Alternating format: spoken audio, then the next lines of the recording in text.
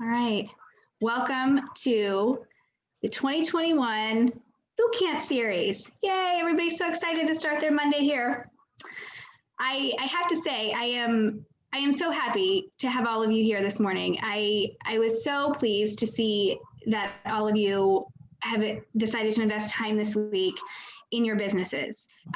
Some of you I haven't had the chance to meet yet, and so that makes me happy as well, because now I'm getting to see and interact with some of the newer associates that have joined our market centers.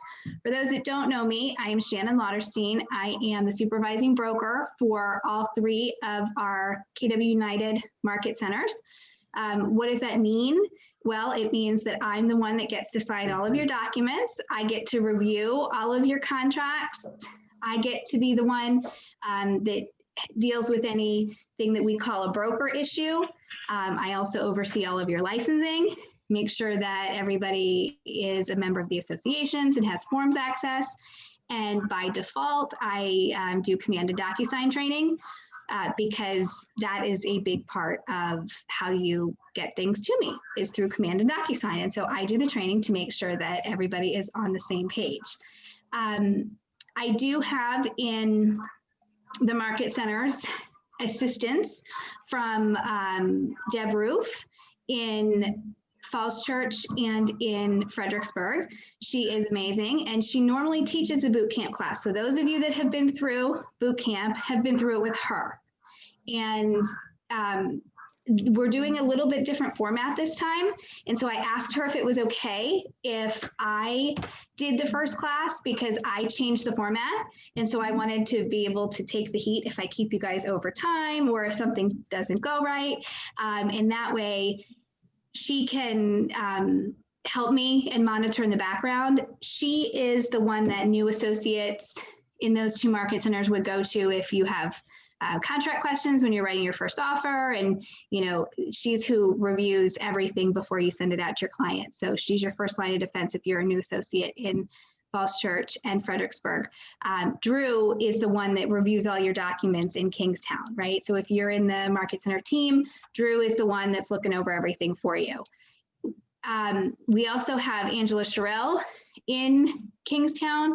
She is another broker who is selling real estate full-time.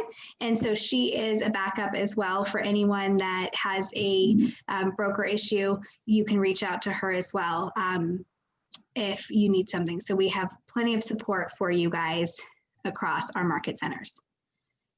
Does anyone have a question about that?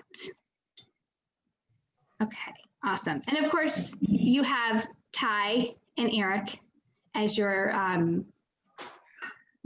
coaches, right, on your market center teams, for those of you that are on the market center teams, to help you with very important parts of your business.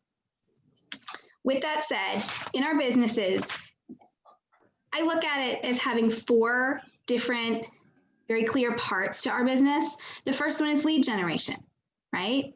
Lead generation then ties to an appointment. You are looking for appointments when you're doing your lead generation. And then you're going on the appointments, right, to seal the client. And once you have that client, then you go into this client to closing phase.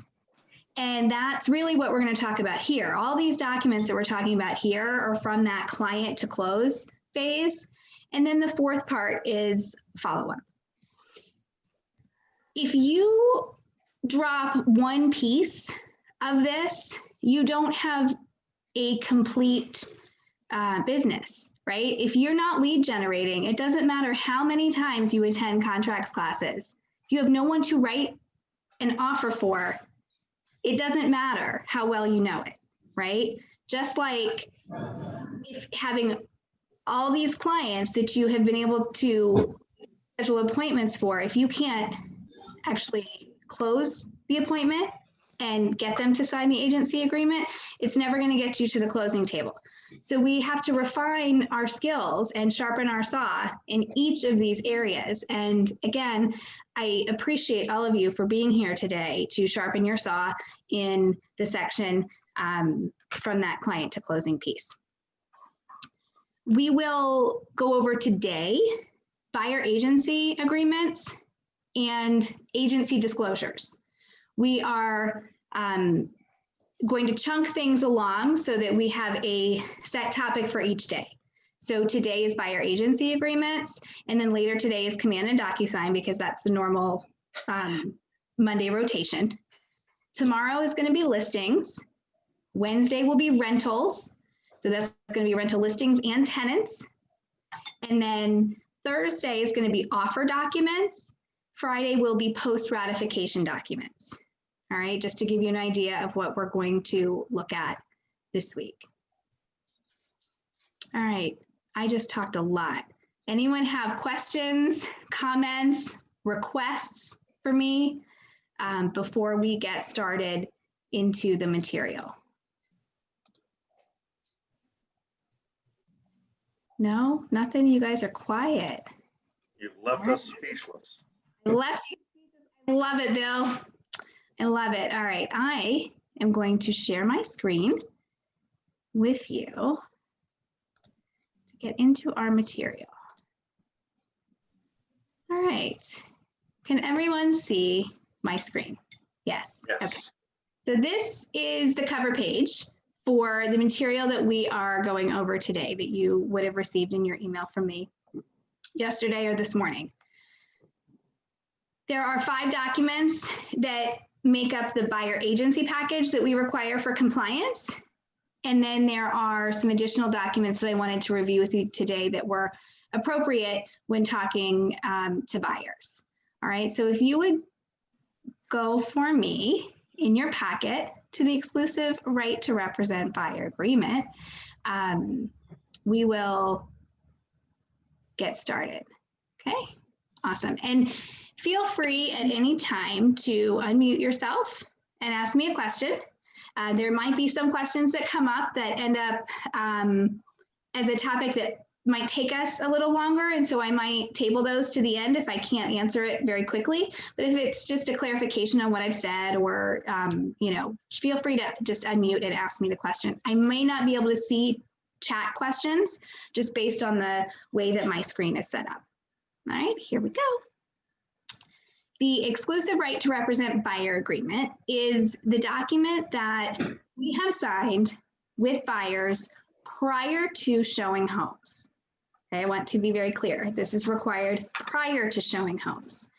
In agency law in Virginia, if we do not have this signed prior to showing homes, we represent the seller. And we don't want to represent the seller if we have a buyer that we're taking to see the homes. We want to represent the buyer. So this is very important to make sure we have signed before you go and see the homes. And we'll talk about terms and compensation as we get further down, but it's not something that has to be scary. So at the top, there's blanks. All of our documents are fill in the blanks. Super easy. So this agreement is made on today between the buyer and the firm. The buyer's name on these documents should be the name that they will take title in on the deed, okay? So as an example, my husband's name is Nathan Lauterstein. He goes by Nate. I'm not gonna put Nate as the buyer. I'm not gonna put Nate Lauterstein. I'm gonna put Nathan Lauterstein. I might even put Nathan M. Lauterstein because that's how he's going to take title. I'm not going to put the nickname in there because we want the documents to carry over, right, with the information that we put in DocuSign, and we want it to be legal, right? So we're entering into a legal binding agreement and his legal name is Nathan. The broker. Okay, you guys had a second page that I sent to you that was separate. And I think this will work if I switch pages. Did you guys just see my page switch? Awesome. Yes. So this is the broker information for buyer and listing agreements. On page 1 of these documents, at the top, it should say right here, it's going to say KW United dash whatever office you're in. So I'm going to come back here, right on this line, say KW United dash Fredericksburg, KW United dash Alexandria / Kingstown, or KW United dash Falls Church. We are not Keller Williams or Keller Williams Realty United. We are KW United. And there is a difference, and it has to do with how we are licensed to operate within our jurisdictions. So I wanted to highlight that for you guys. I see lots of variations of KW United come through for me to sign, but I wanted to just remind everyone there. All right, everyone good with that? Perfect. Yeah, Shannon, sorry, I have a question. Sure. In the name of the buyers, Yes. when you have 3 and you put the 3 names, it kind of cuts it. And then when you go to DocuSign, it doesn't show the 3 when you're supposed to sign. Yes, and that is something that in Command and DocuSign class this afternoon, we can go over, and I can show how to do it, because we can do that in DocuSign, just in a different screen. Okay, great, thank you. Yes, absolutely, and yes, that is something to be aware of, that's something that happens in there in the formatting. So yes, I will show you guys the tricks later this afternoon on that. Please remind me, Z, if I don't bring it up. On the buyer representations paragraph, what this is saying is that the buyer is not under an agreement with another brokerage firm, right? One of the things that happens, you hear agents use, or even us brokers use, going behind the sign, right? That came from listings, but it matters in buyers as well, because if an agent has a representation agreement with a client already, and that buyer is already signed and working with someone, we cannot talk to them. We cannot talk to them in detail about anything for a prospective purchase. We cannot go and try to lead generate for their business. Now, if they come to us specifically and ask, there are differences. But ultimately, if they are under a brokerage agreement with someone else, we need to let them play that out, whether it means they try to terminate the agreement, or whether they work it out with their agent, or what have you. We cannot have those conversations. And that is the first section of this, is that the buyer represents that they are not under a brokerage agreement. So why is this so prominent, you know, in the agreement? It's because one of the first questions that we need to be asking when we talk to potential clients is, are you working with an agent? Right? And if they say yes, then we can clarify and ask if they have signed something. If they have not signed something, then we're okay to continue. But if they have signed something, then we have to change our scripts. Does anyone have a question about that? Okay. I do, Shannon. Yes, Anya. I often talk to clients that said, you know what, I don't have a signed agreement, but I'm working with a Redfin agent. Mm-hmm. Yes. So they would not have an agency agreement, and you could sign them up. Thank you. Absolutely. This paragraph also talks about reminding them that if they have visited new homes or open houses or things like that, that they may not be able to have compensation offered by the other side. For example, if you have a buyer who went out to new construction and just to get information and registered, and then decided later that they wanted you to be their agent, the builder, especially in tight markets like this, might not be willing to pay you commission. Now, you can represent the buyer, and the buyer can pay you commission, and that's okay. But it's giving a little caveat here. So this is all part of what we do in our buyer agency, our buyer presentation. Ma'am? Yes. With Redfin agents, do they usually get them to sign these exclusive right to represent buyer agreements?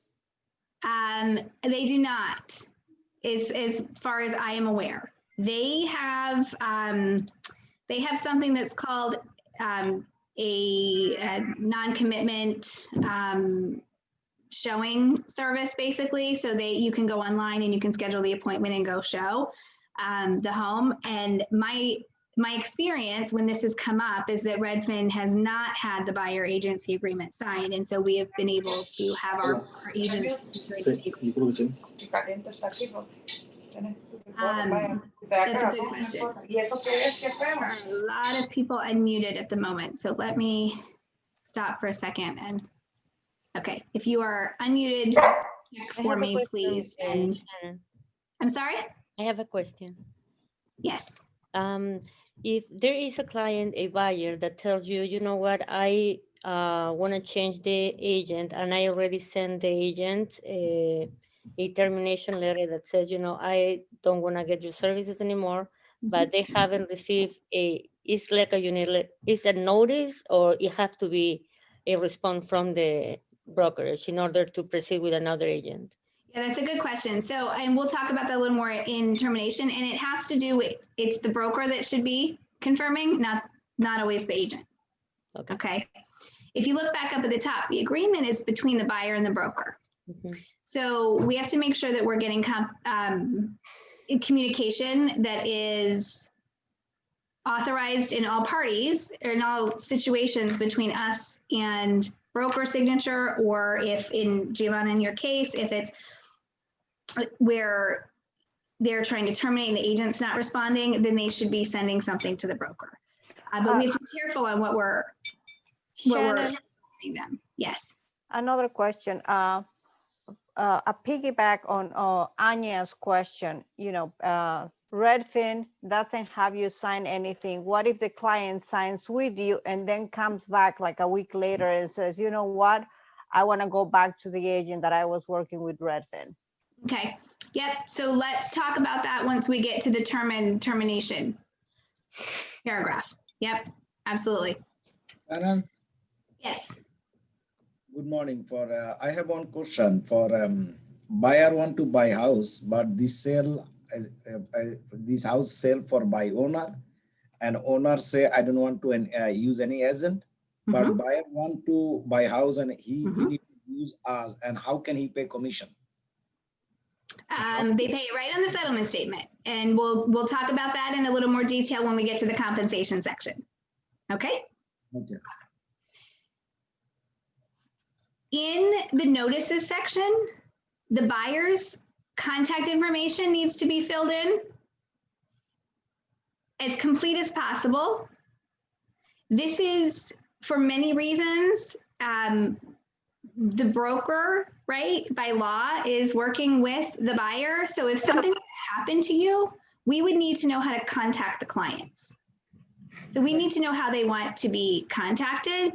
And if there is something that we need to send them that is a legal document or a formal notice or deliveries and things under this agreement, we need to know where it's supposed to be sent. So that should be filled in completely.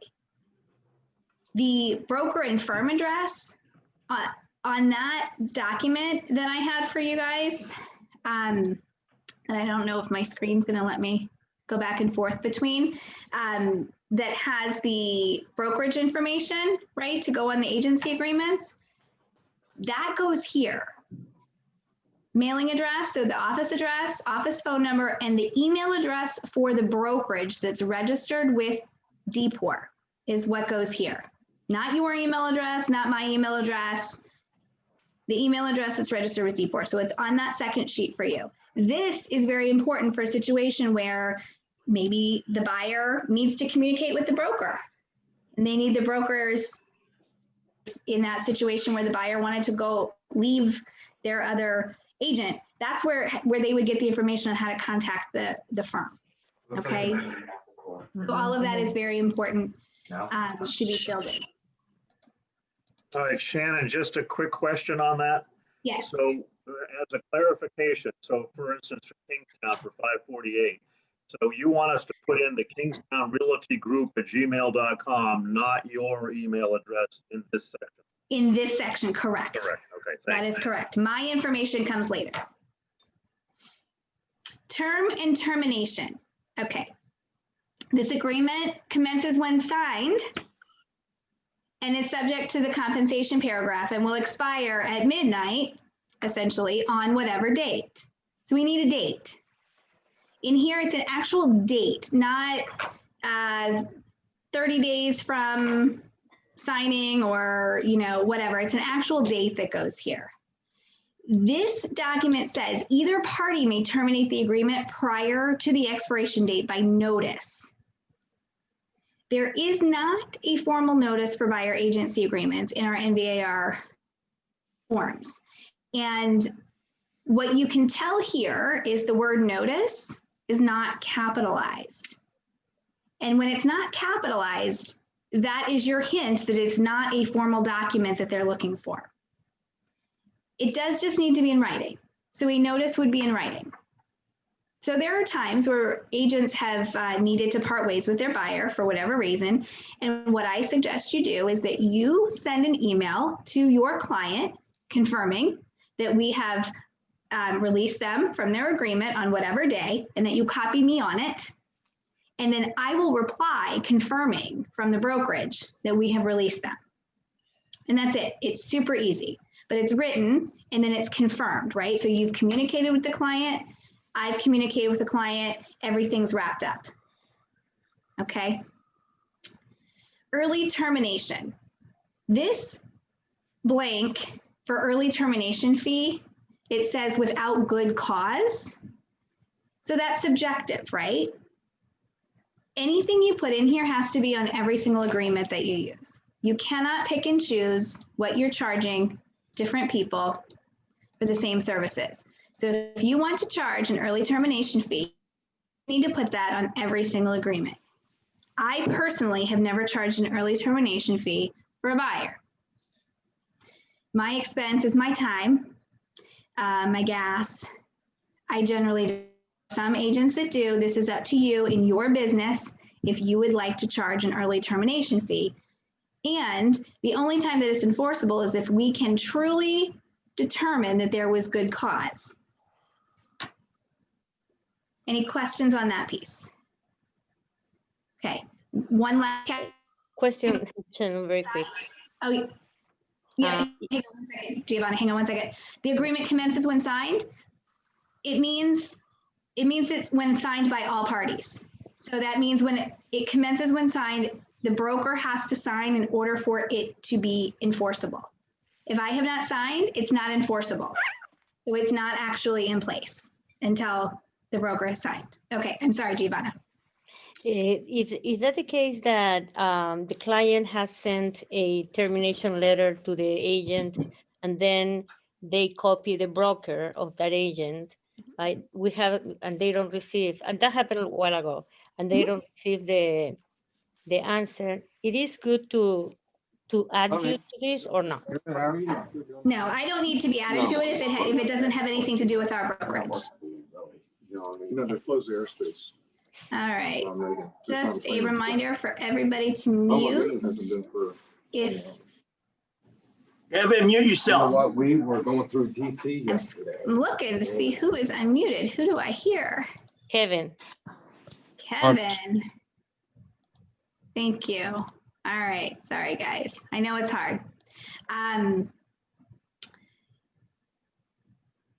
Broker duties. All right.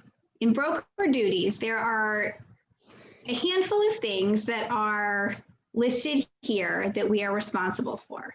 So we're seeking a property at the price and terms acceptable to the buyer. We're presenting all written offers and counteroffers, right? All contracts, all offers, everything has to be in writing, right? To be enforceable, to matter.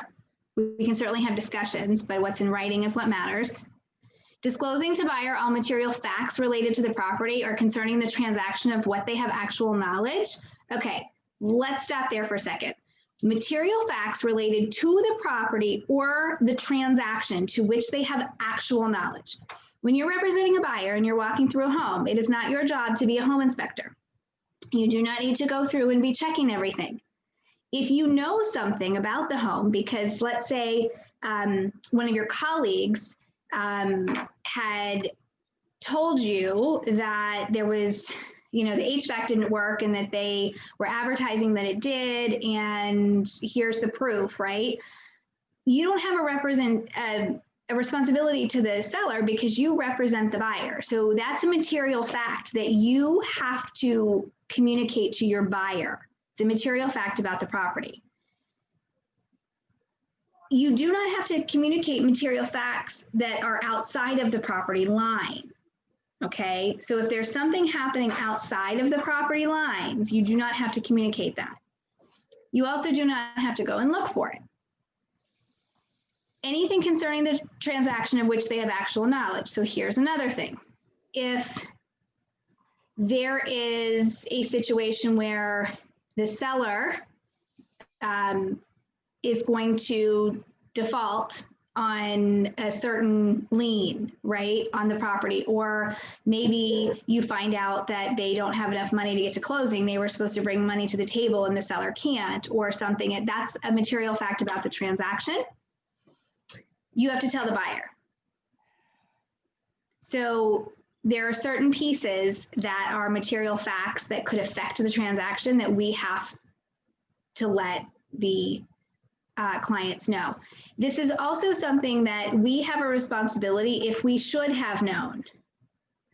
So if we just chose not to look or investigate or communicate, if we should have known, then we could be responsible. We have to account for money in a timely manner. We, in our Keller Williams offices, our 3 market centers, do not accept EMD checks. So these EMD checks need to go directly to the title companies. Shannon, yes. are you able to pause for a moment and go back to the material facts and disclosing that? Sure. What would be the things that, the last thing you mentioned about it is that things that we should have known? Mm-hmm. What could that be? So that it comes up more with sellers than buyers when we should have known something or could have known something. So for example, let's say you're walking through a home and you see water spots on the ceiling and it's right there. And you could have asked the seller, you could have pointed out to the buyer, hey, we need to look at this a little further because this is something that could potentially be something. The buyer decides to make an offer that waives their home inspection. So they never have an opportunity to investigate that further, right? That could be a situation where we could have or should have known that that red flag was there and that tell our buyer, you know, do you want to ask more information? Do you want to gather more information, or are you okay with that? So that would be a very basic example. Got it. And then a follow-up question. If a home inspection happens on a previous, let's say the house goes under contract and now the seller has received a void because someone did a home inspection and the buyer chose to walk away. Mm-hmm. If I, as the next agent who wants to make an offer on it, call the listing agent and talk to the listing agent to find out what happened, and mm-hmm. then they disclose the things to us, we are obligated to report those things, even if they don't share the report with us, correct? Yes, that's correct. Okay, thank you. That's correct. Because now you have information that if you decide to only say a couple of the items, right? Like let's say they give you 10 items and you only tell the buyer 5. Well, you've made the decision on which 5 are important instead of letting the buyer decide of those 10, what's important to them. Okay. Okay. Thank you. And yes, absolutely. Okay, so we hit on accounting for all monies and property. We don't collect property, but the monies is important. Here's something that I want to touch on real quick as far as the EMD. While the market centers don't collect the EMD, it is our responsibility to make sure that the clients are delivering the EMD to the title company in accordance to what the contract documents say, especially if this is our buyer. So in command, for those of you that have not seen it yet, you will later. And those of you that have been working in Command, you see that one of the compliance requirements is confirmation of delivery of the EMD. And I have it as confirmation of delivery of the EMD instead of just a copy of the check, because delivery of that EMD is super important. And we need to make sure that our clients are doing what they're supposed to, because we have to notify the other side if it's not delivered. Shannon, can I ask a question about that? Of course. I typically will accept the check from my buyer, and there is through, I think it's called Zocam, that you can take a screenshot of the check and it automatically goes to Universal Title. Yeah. Somebody told me that was a very dangerous thing for me to be doing. What are your thoughts on that? Because for me, I feel like it's convenient for everybody. So what I would say is that it's more convenient for your client to download the Zocam app themselves and take the picture of the check without ever giving you the responsibility. Yep. Okay. Thank you. Can I talk real quick? Sure, Jennifer. Yeah.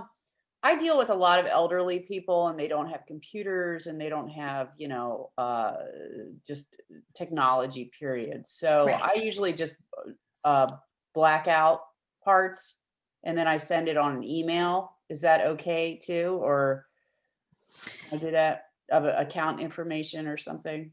For the check? Yes. So you don't actually need to send a copy of the check with an offer.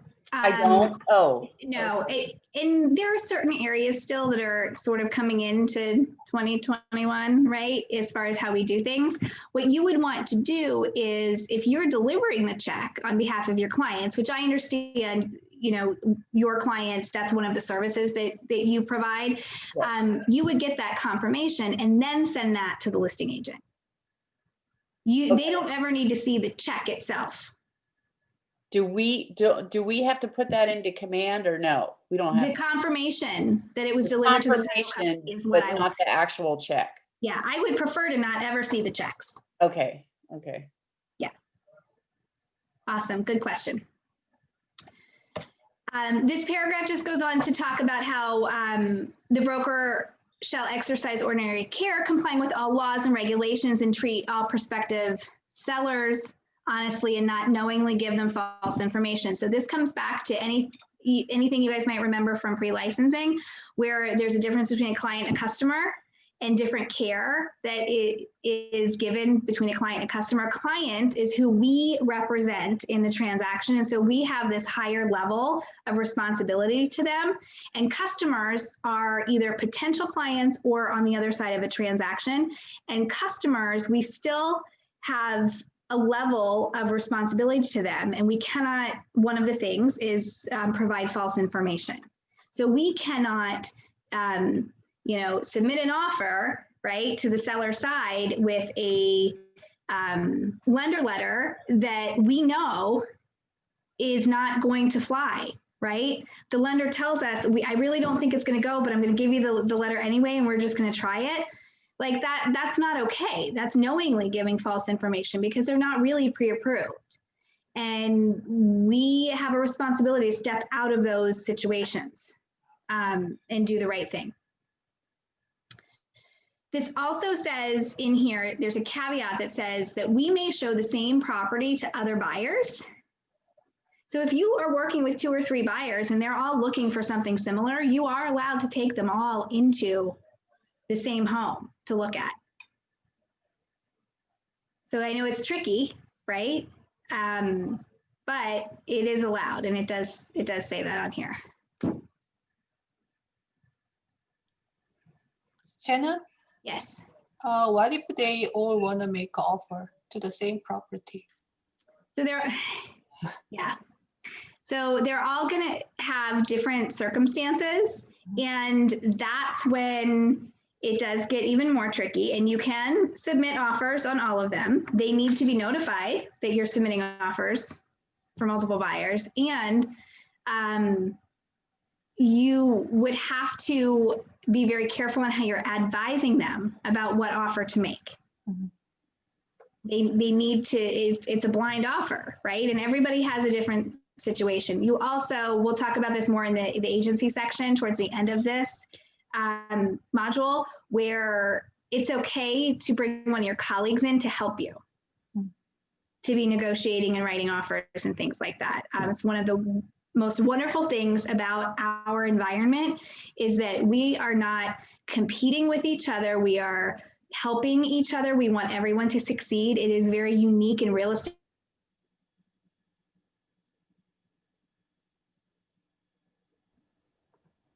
You freeze, Shannon.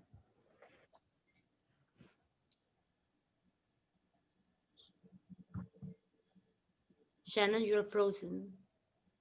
Shannon, we can't hear you. And bye, she'll be right back. She's probably trying to reboot her internet. There we go, you're back. Again.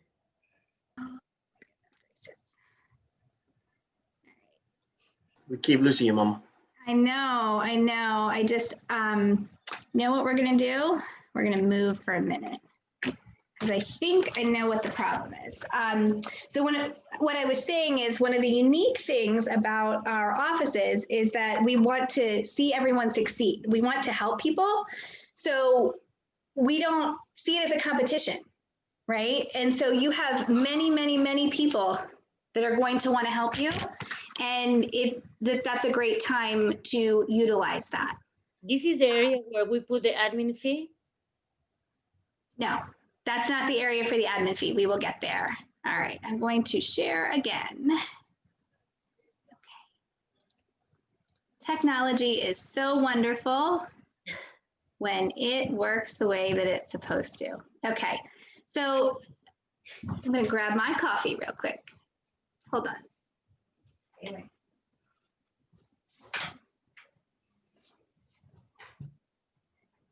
This could happen when you're on with your clients doing virtual listing or buyer appointments. You just have to go with the flow, right? That's all we can do. So I appreciate your patience. All right, I'm a little closer to the router, so hopefully we won't freeze again. The buyer shall work exclusively with the broker during this term and pay the broker directly or indirectly for the compensation below, and that they will comply with reasonable requests from us to supply pertinent information in order for us to fulfill the agreement. For example, if the buyer tells us that they have been pre-approved and they really haven't, that we can't help them to fulfill the terms of the agreement, right? If they don't give us all of the pertinent information.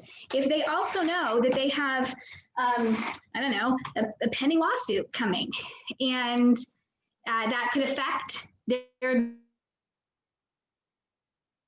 ability to purchase the home, or they know that they're going to be losing their job because they've been given notice of layoffs. Those are all things that they have to provide to us. And we have to keep it confidential to the degree that it affects the transaction. So we can't be continuing to work with them if we know that they're not going to be able to move forward with the transaction. But there's certain things that we can't disclose as to the details of why. All right, there's something nice about the buyer agency agreement that allows either party to terminate, and there are certain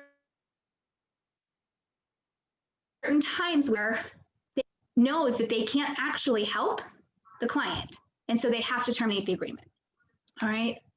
The other part of this section talks about the buyer being advised not to post videos or photos of the property without obtaining the seller's written consent.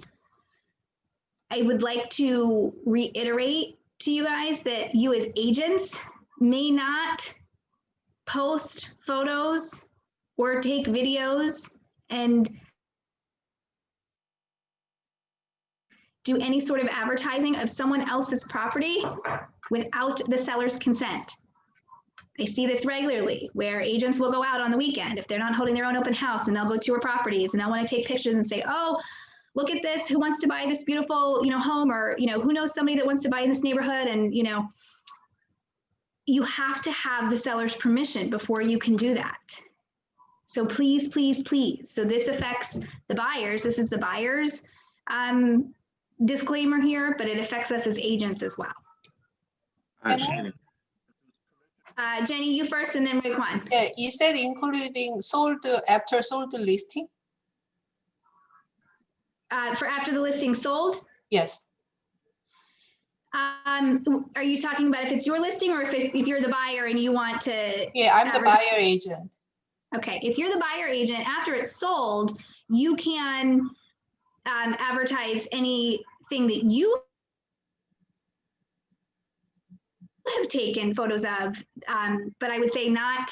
The issue here is that if it includes the previous owner's personal belongings and shows personal effects of theirs while they're in the home, they have to have the ability to give permission for it to be sent out. Now, there's a lot of, the listings are out there forever, on realtor.com, and you can just Google it and they're going to come up on all of the different websites. And so that's very different. If you're sharing something from a public website, that's very different than if you went in yourself and were taking your own photos or video. Okay, thank you. You're welcome. Raekwon. Yeah, so I know you mentioned about like getting permission, with agents doing stuff during the open houses.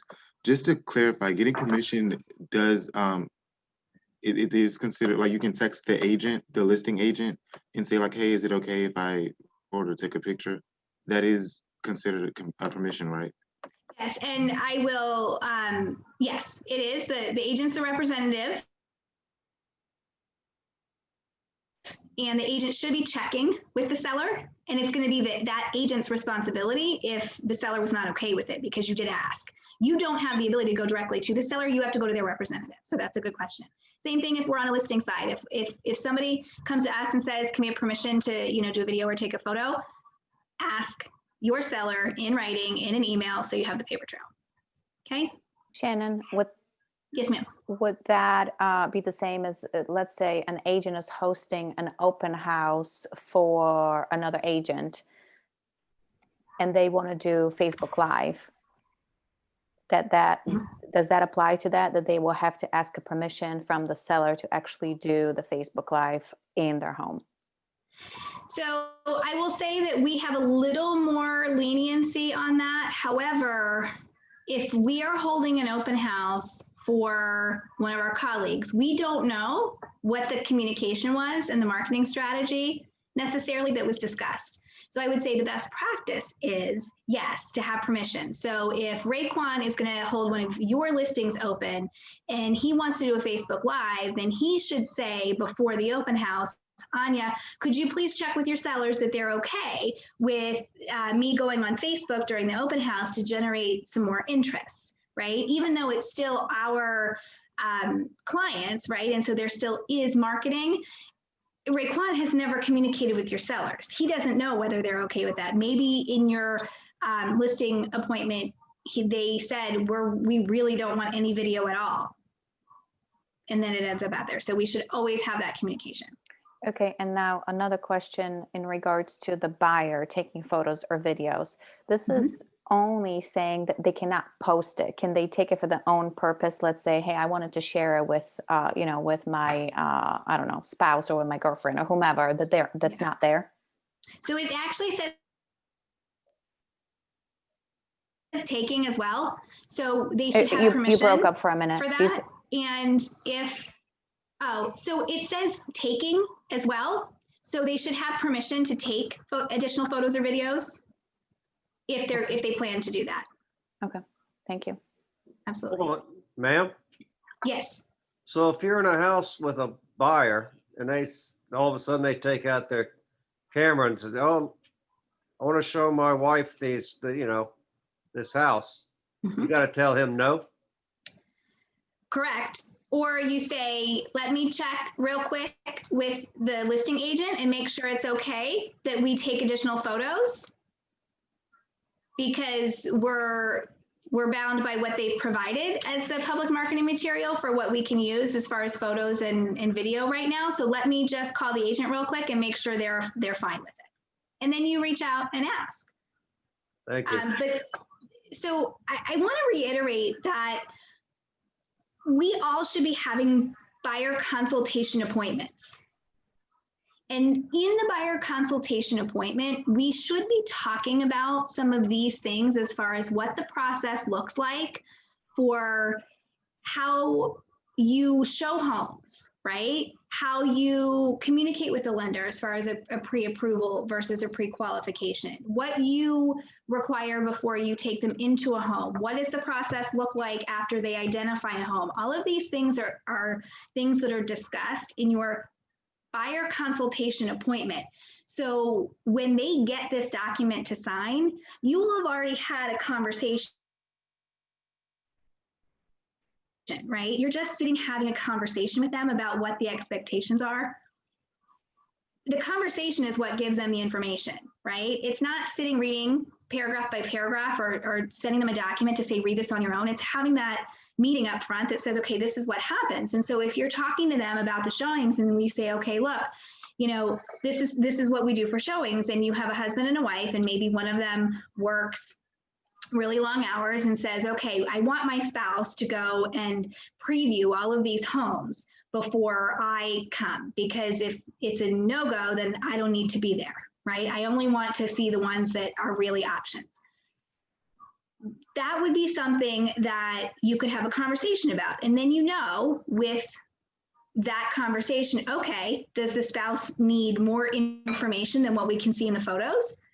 Some listings don't have any photos, right? Some don't have virtual tours. There's all kinds of things.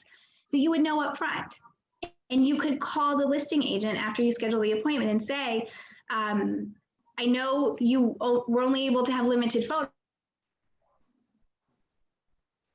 and could my client have permission to take additional photos or video to show their spouse in case they decide that this is the one for them? So it's all about communication and setting expectations up front. Shannon, I have another question regarding that, especially open houses. Let's say we're doing an open house.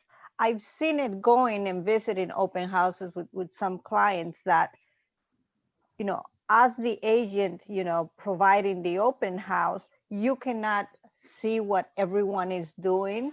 If these people that you're not able to follow or see that they're taking pictures, take pictures, and then the owner of the home has an issue and wants to proceed with, let's say, a lawsuit, are we liable if we haven't seen the people that were touring the home taking pictures?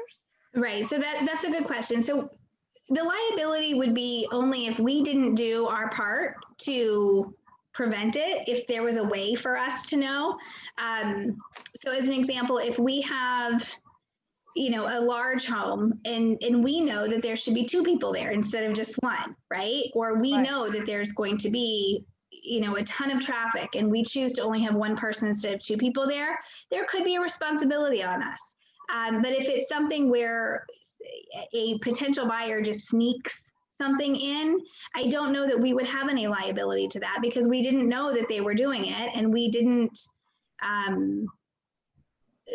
forego the preventative measures, right? As far as taking photos. And if the seller really has a big problem and doesn't want additional photos or video taken, you always could put a sign at your open house. Okay. Right, that says that. Most are staged to a point before they go on the market where they don't mind if additional photos or video were taken. They're like, whatever sells our house, right? Go do it. But some have reasons to be a little more cautious. Shannon, what about the people that just walk into open house and they already have someone on the other side in the video? Like, should we stop them and say, hey, you're allowed to, you're not allowed to, depending on the situation? Mm-hmm.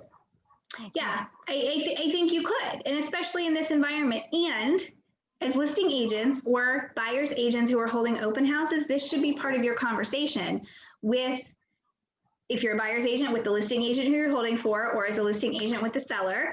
Are we going to allow this? Have the conversation up front, because most sellers want to limit the number of people that come through the home. And the best way to limit the number of people that come through the home is to have video. So that's also part of our marketing on listing agreements, is whether video is allowed. We have the extra document that was put in place that some of you use and some of you don't, and we'll talk about that on our listing day tomorrow. You know, that says we allow this, we don't allow this. So you can have that conversation up front in writing to make sure that they understand the complexities of the market right now. Great questions. Again, it's all about setting expectations and having the conversation. Communication can cause all problems and solve all problems. All right, so the next line, section 7 just says purpose, buyers retaining the broker to acquire the following type of property. I'm going to suggest that all of you be as vague as possible and use this phrase, residential property in Virginia. That's it, residential property in Virginia. That covers condos, townhomes, single family homes, all bedrooms, all bath counts, whatever, okay? If you know they're buying land, then you can put land here, right? Or if you know they're commercial, you can put commercial. But if they are just a regular home buyer, you're gonna put residential property in Virginia, okay? Compensation. This is the most hated section of our buyer agency agreement. Retainer fee. Most agents are not charging a retainer fee. The retainer fee is something that you would collect from the buyer up front to cover costs or your time for what you've worked with them on, regardless of whether they get to the closing table. And it says that it will or will not be subtracted from compensation due to the broker under the agreement. So if you're charging a $500 retainer fee that they have to pay up front in order to have you commit to services with them, then it's either $500 that's in addition to what's paid as compensation for the commission, right? So that would be where you mark shall not be subtracted, or it shall be subtracted. And that would be a case where maybe the buyer is responsible to pay the commission to you. So you're collecting some of it up front and then the rest of it later. Most of the time, I'm not seeing any retainer fees being collected. I personally have never done a retainer fee. Payment. I'm going to read this paragraph. I don't plan to read lots of paragraphs to you in this class, but this one I'm going to read. And then I'm going to talk about what it means, because we need to read the entire thing.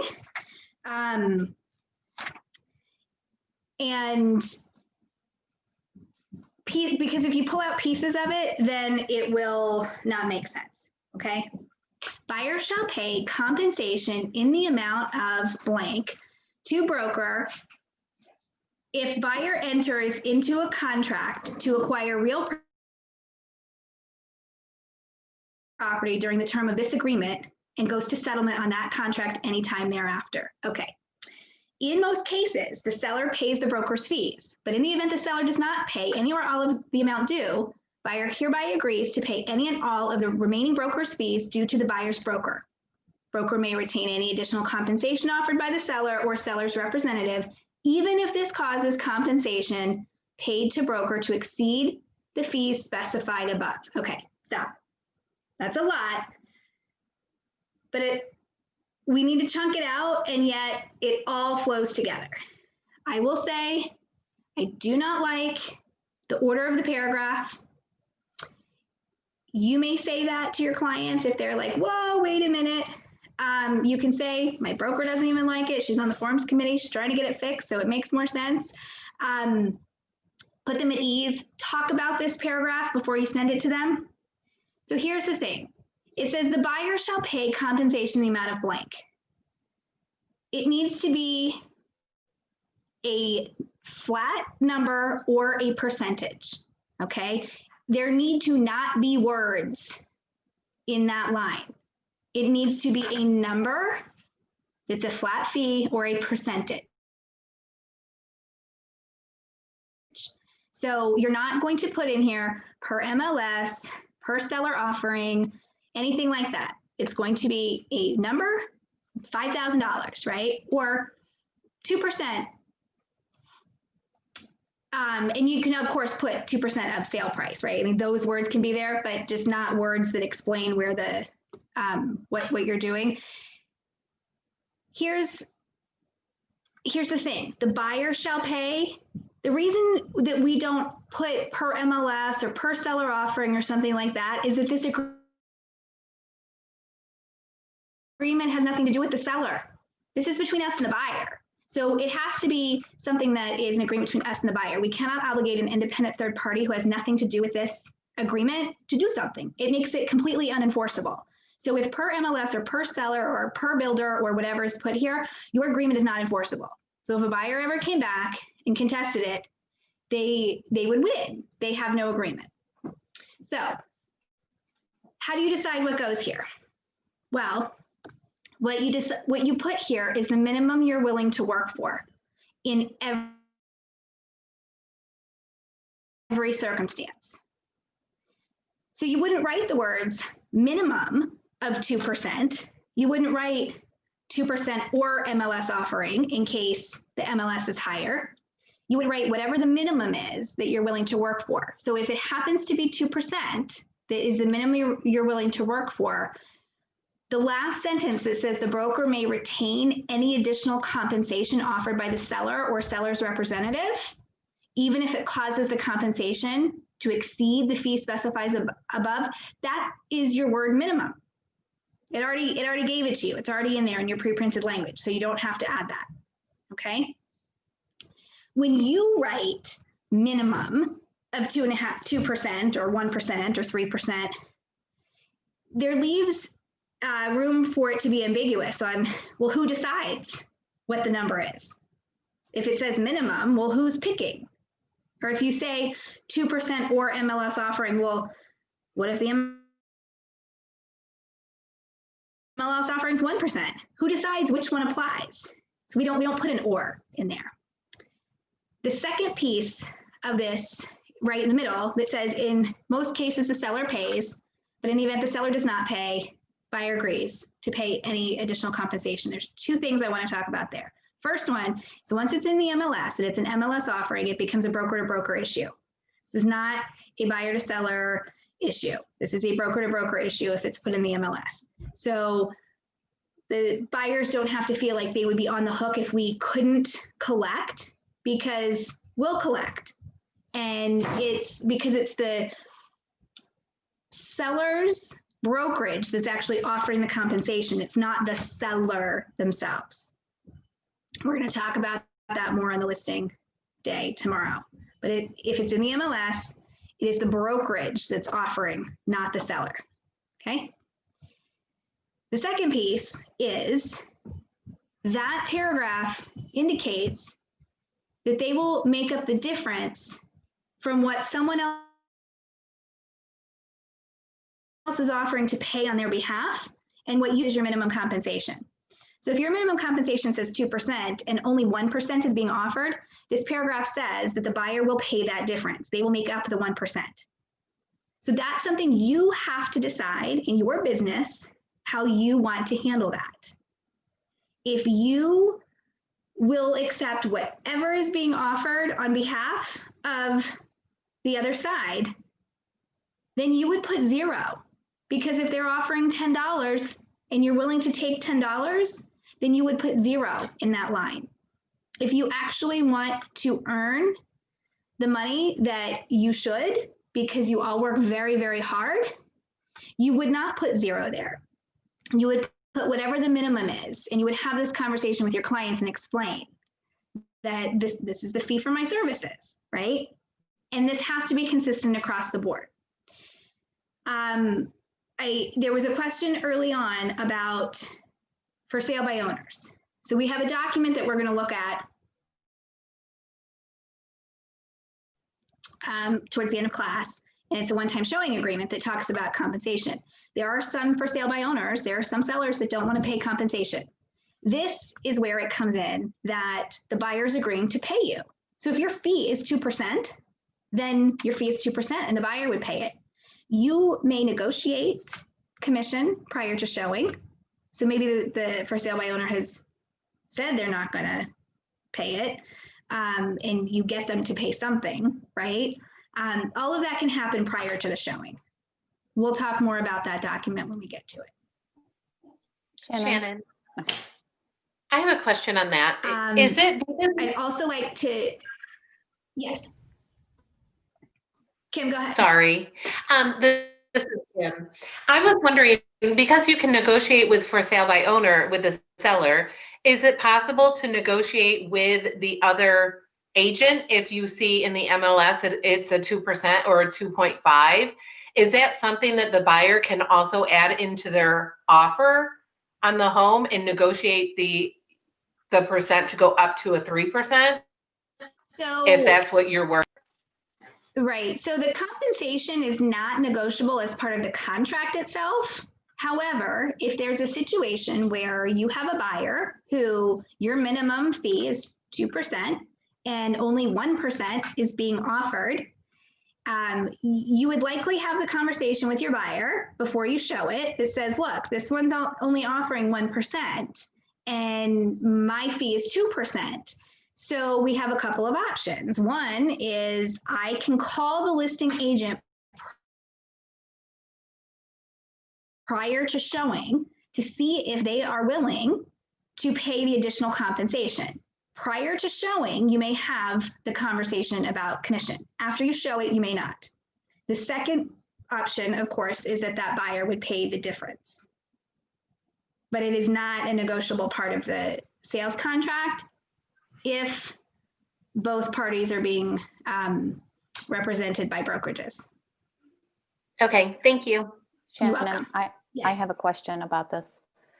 What would happen if you put your minimum fee and you have a buyer who finds a for sale by owner, and you talk to the for sale by owner and they said, no, we're not paying the commission. Could you give your buyer way out of the contract if they say, you know what, we found this for sale by owner, we can't pay this 2.5% on top of what we're going to be paying? Could we terminate the agreement?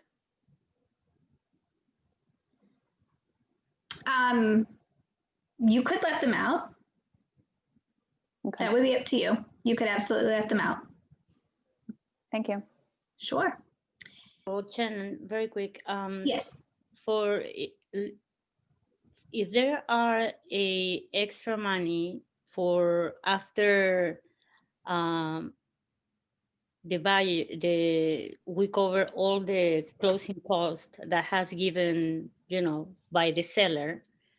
If there is an extra money, can be covered the money that, let's say, if I put 3% as my minimum, and the MLS says that it's going to be just a 2.5%, and there is a 0.5%, can we, the brokerage can take it from because it says the part here in the paragraph B, that can be covered from the closing cost, since that's going to help the buyer to pay all the. So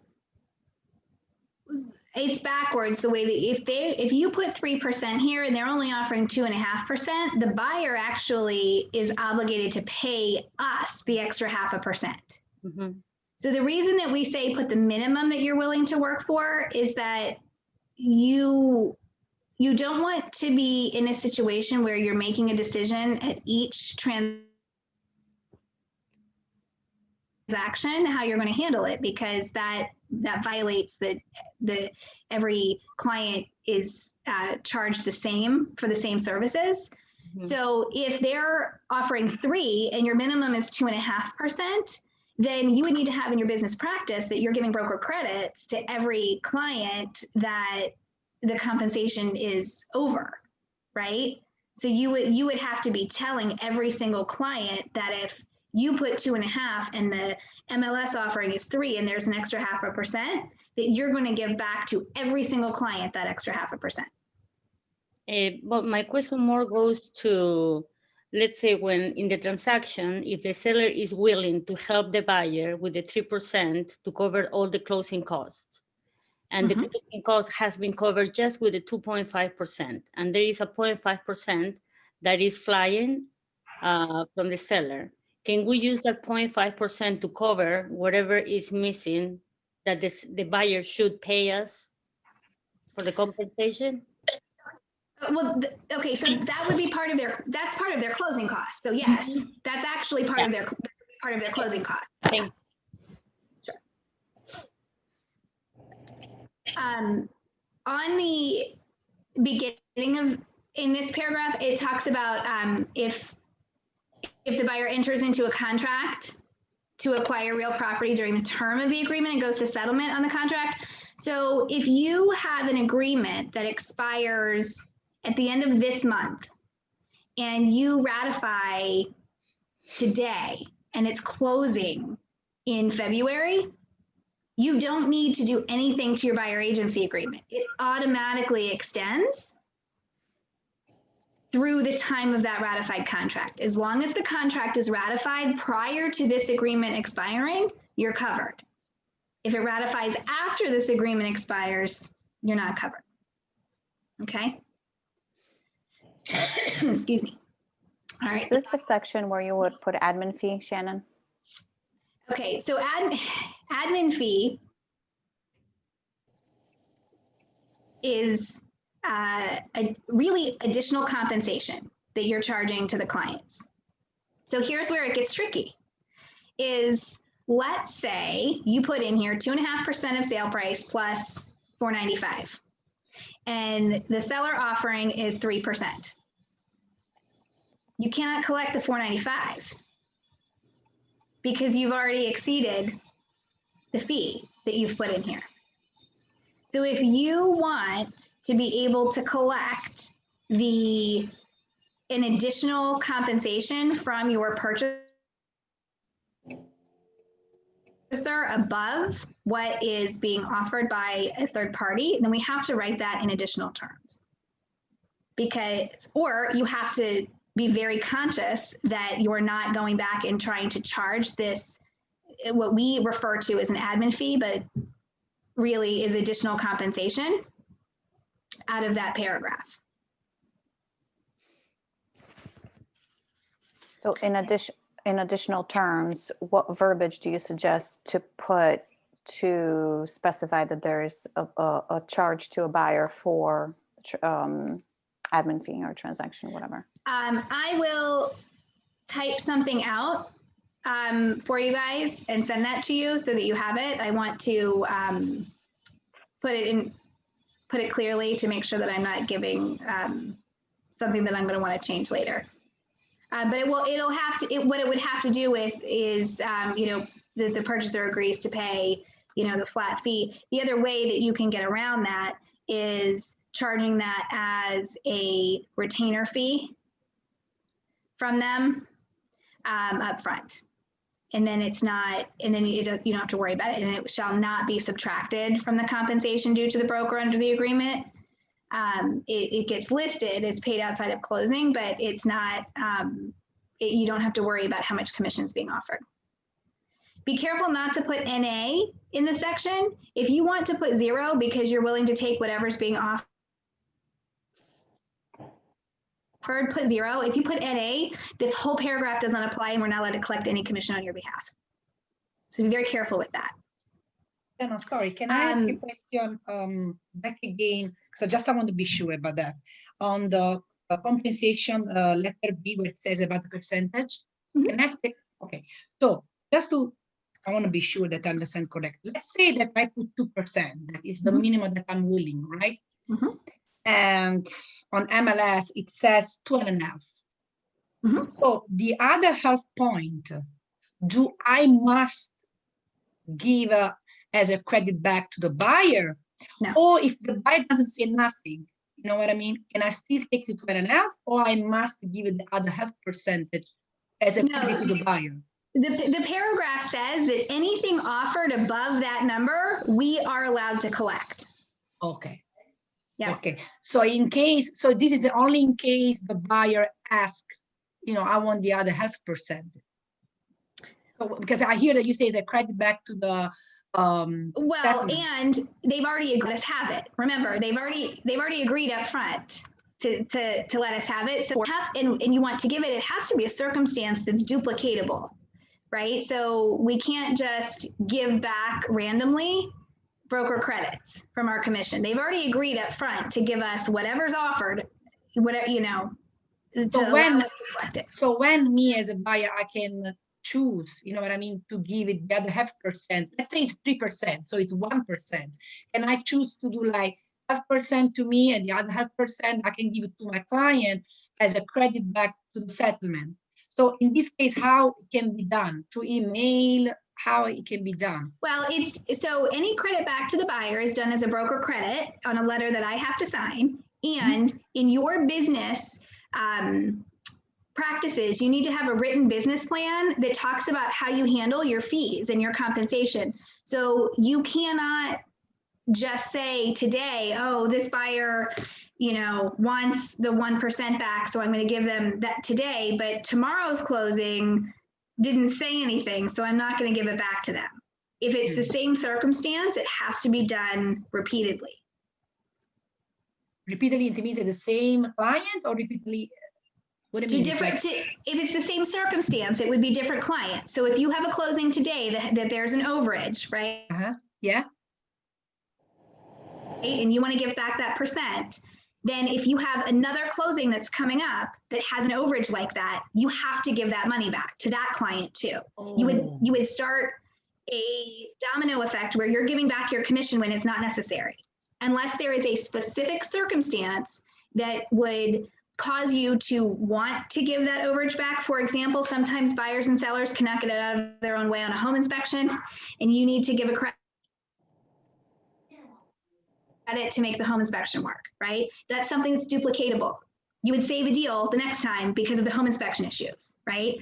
That's okay. But if it's just, I like this buyer, you know, and I want to give it back where they asked, it doesn't work quite that way.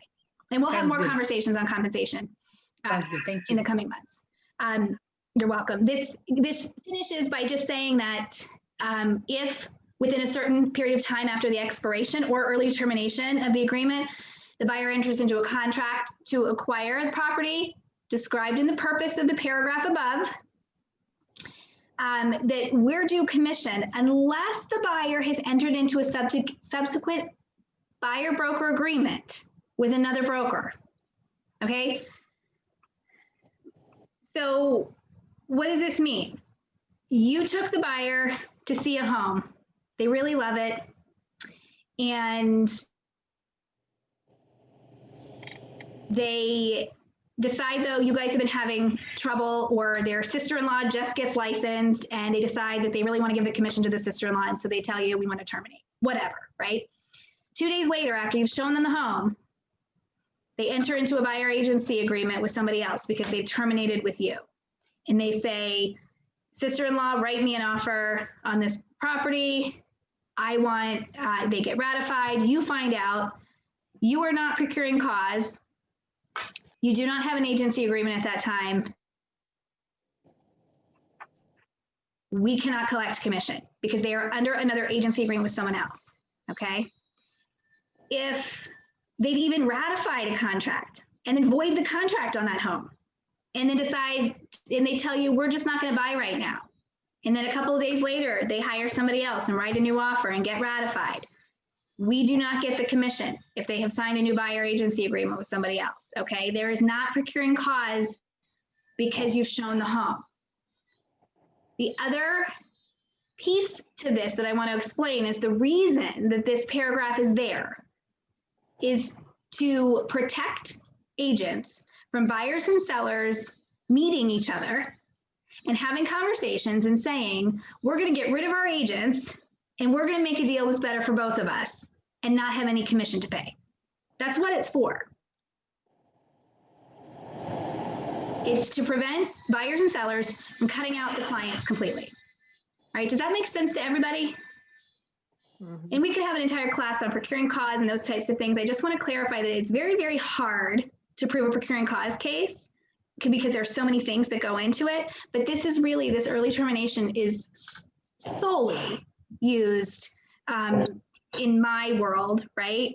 Because of buyers and sellers that would try to get rid of their agents, both of them, not, or a buyer listing agent saying, if you come without a buyer agent, then we'll give you a better deal kind of thing, that dual agency that we'll talk about later, not if a buyer hires another agent.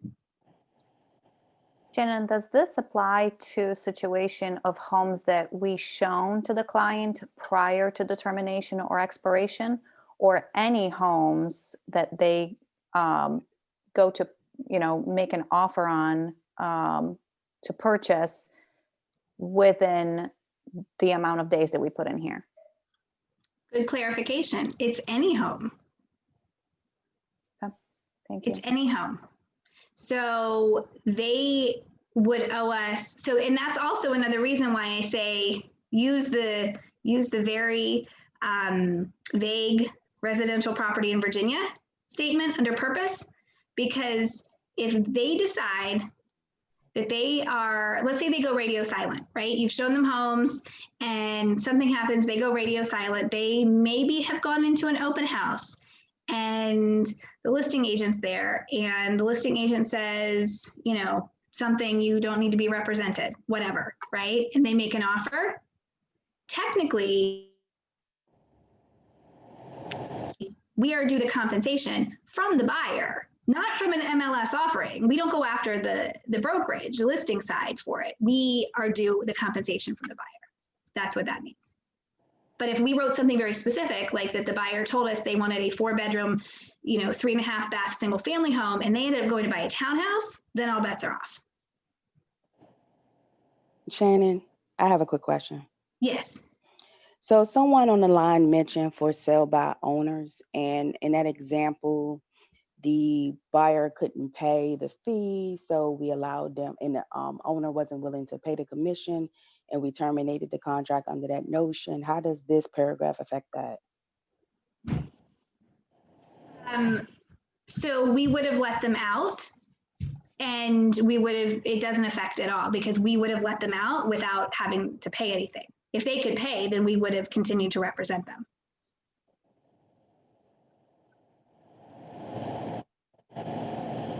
Right. So by letting them out to go pursue a for sale by owner, then we're letting them out with the understanding that we can't collect any commission from either party. Okay. Shannon, how many days do you recommend? 30 or 60. I wouldn't put anything more than that.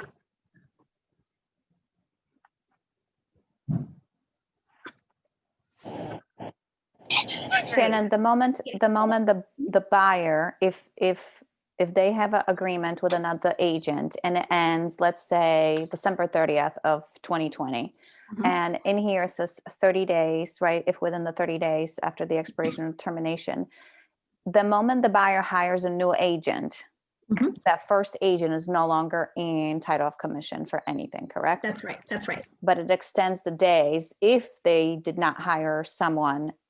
The buyer agent could go after the buyer for up to 30 days if they made an offer on something else. Yes, and ratified. Yep, absolutely. You're welcome. All right. That's probably the most detailed discussion we're going to have in this document. The relocation program is important to fill in if your buyer is part of a relocation program, because most of the time there is a referral fee that is due to the relocation company. So make sure that you fill that in so that everybody is aware. Agency. We are going to talk about the agency a little later. I just want in more detail. I just want to highlight in here that what needs to happen is either you check a box here, and then down here you check a box. Buyer does consent to designated representation is what I suggest here. Dual representation, our brokerage does not allow, if you will, dual representation. We're going to talk about why. On the forms, it talks right here in additional disclosures required. We're going to go over those disclosures. I'm going to have a much more detailed agency discussion with you guys in maybe about a half hour. So something has to be filled in on here in order for the clients to say what they're agreeing to. Designated means they are under the agency agreement with KW United, and the seller is under an agency agreement with KW United. That's designated representation. Dual representation means we are the client of you and the seller is the client of you. And that's too tricky, okay? The next section is compliance with our fair housing laws. I actually expect to have this document updated for us. It says it was revised in January of 2019. I'm expecting to see an update though, come probably mid-year on this, because they forgot to add all of the other fair housing items that were added in July of 2020. So property shall be shown and made available without regard to race, color, religion, sex, handicap, familial status, national origin. We also have status better and income, and there are other things that are added in here. So we can't decide what to show. We can't make the decision. The client makes the decision. They can give us their criteria. They can tell us what to send them, but we don't get to decide. Attorney's fees. Basically, all this says, and it's repeated in several different places in our documents, attorney's fees say that if there is an issue and it goes into some sort of litigation, whoever wins gets their fees paid by the other party. That's what it says. So we don't really need to go through that in too much detail. It is talked about in our contract as well between buyers and sellers. The buyer does or does not hold an active or inactive real estate license. This is super important because we have to disclose as agents if we have a financial interest in any way in the transaction. Listings, we have to disclose if we're related to a party in the transaction. When we're advertising on the offer, we have to disclose if we are related to someone. But here, for the purposes of this agreement, all it's asking is that the buyer's plea holds an active or inactive real estate license. And that's in any jurisdiction. It doesn't matter if it's in Virginia or California, any jurisdiction. Disclaimers.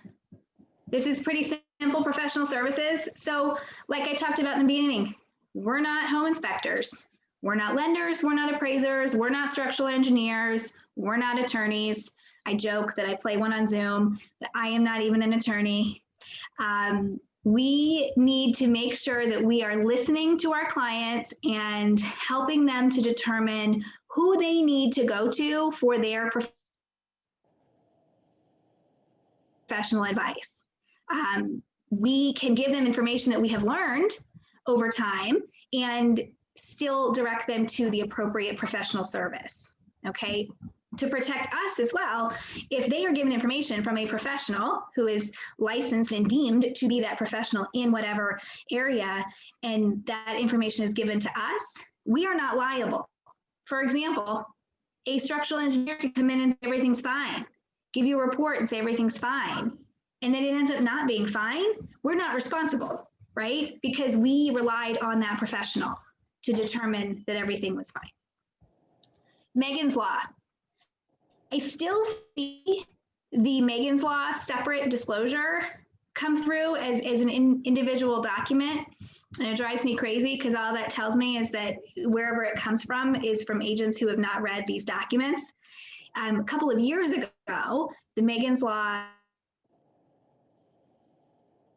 paragraph was embedded right here into our agency agreement. It also was embedded into the listing agreement and our tenant landlord agreements. Basically what it says is that the buyer should exercise their own due diligence, right? Buyer beware.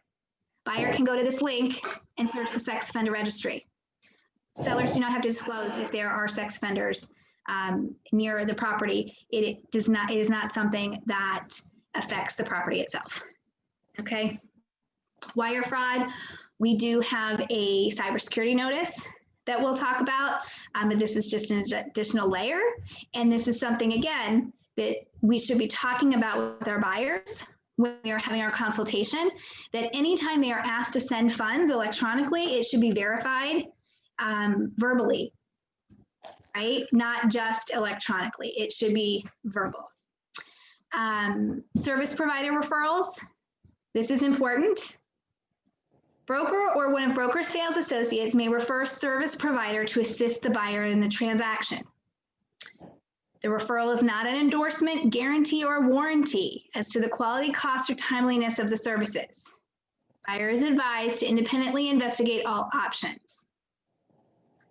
Okay, let's talk about what the real world is versus what it says here in the document, right? We've given this disclaimer, right? That we can provide you a referral, but we can't control what happens once that service provider starts working with our client. We just can't. So what I'm going to tell you is that we have a guidance that 3 referral sources should be provided when appropriate or when the conversation arises, so that we can make sure that we're covered here, because a buyer's expectation, if we say, call Joe's handyman service, they're going to be able to take care of everything for you. Or Paul's plumbing, right? And something goes wrong, they're going to say, Shannon, you said to call Joe's handyman service and they were terrible and they busted everything, right? So this is on you. We didn't call anyone else because you told us to call them, right? You can have conversations that lead the client to certain directions, right? You know who you want them to use, and you can have that conversation, right? So for example, home inspector, they're gonna ask you, who's your home inspector, right? I will say my home inspector is Doug Horton, who I've used personally, and my siblings, my family, my close friends have used him. And here are 2 others if you'd like to investigate. This is who I've personally used in my residence, okay? And they're gonna say, most of the time, go with Doug. Actually, I've only had 2 ever that have not.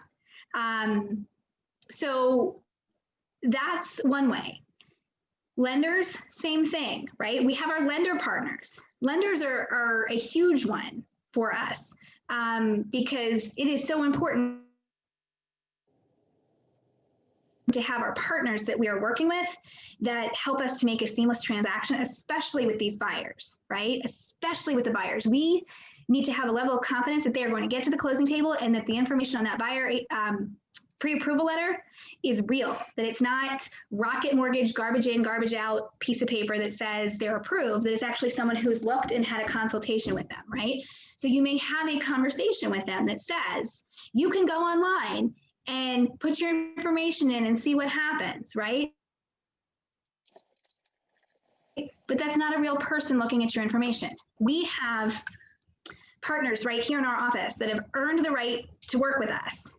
And I can pick up the phone and I can contact and we can have conversations and have worked with many of our clients, yada, yada, yada, right? And have those conversations and say, if you're going to shop, you need to do it before you make an offer because we have to have that pre-approval letter. You also can reach out to your vendor and have your vendor call, right? This caveat is in here, which is important for us to have, and yet it's important for us to have the communication with our client and what the expectation is. Anyone have questions on this? The miscellaneous term just says the agreement and any addenda signed by parties constitute the entire agreement and supersede written or oral agreements between the parties. It can only be modified in writing and signed by both parties. Both parties in this case mean buyer and broker. The laws of Virginia shall govern the validity, interpretation, and enforcement of this agreement. Okay, so if you write something in here or fill in a blank that is outside of what the laws of Virginia, it might not be enforceable. Right? That's what that means. Other provisions. This is where I will give you the verbiage. If any of you want to charge that admin fee, I will provide you the written verbiage. I will type that out and get it to you. There's a note here, an additional note that was added when they did the 119 revision that says the buyer should consult with their agent before visiting any resale or new homes or contacting other real estate agents to avoid confusion over the brokerage relationship. This is just another piece in here that says, hey, don't go out on the weekend and tour new home construction, or don't go to open houses without me. I know a lot of agents will give a stack of their business cards to their clients during that buyer consultation and say, look, if you want to go to open houses, knock yourself out. Here are my business cards. This is your get out of jail free card, so that the agents don't pester you after, right? So then they're going to make sure that you have that conversation about what is an open house, right? What's going to happen after you go to the open house if you go without me? You're having that conversation, you're explaining, you're telling them, give them my card, write down my information. They can't bother you. If they bother you, tell me and we'll take care of it, right?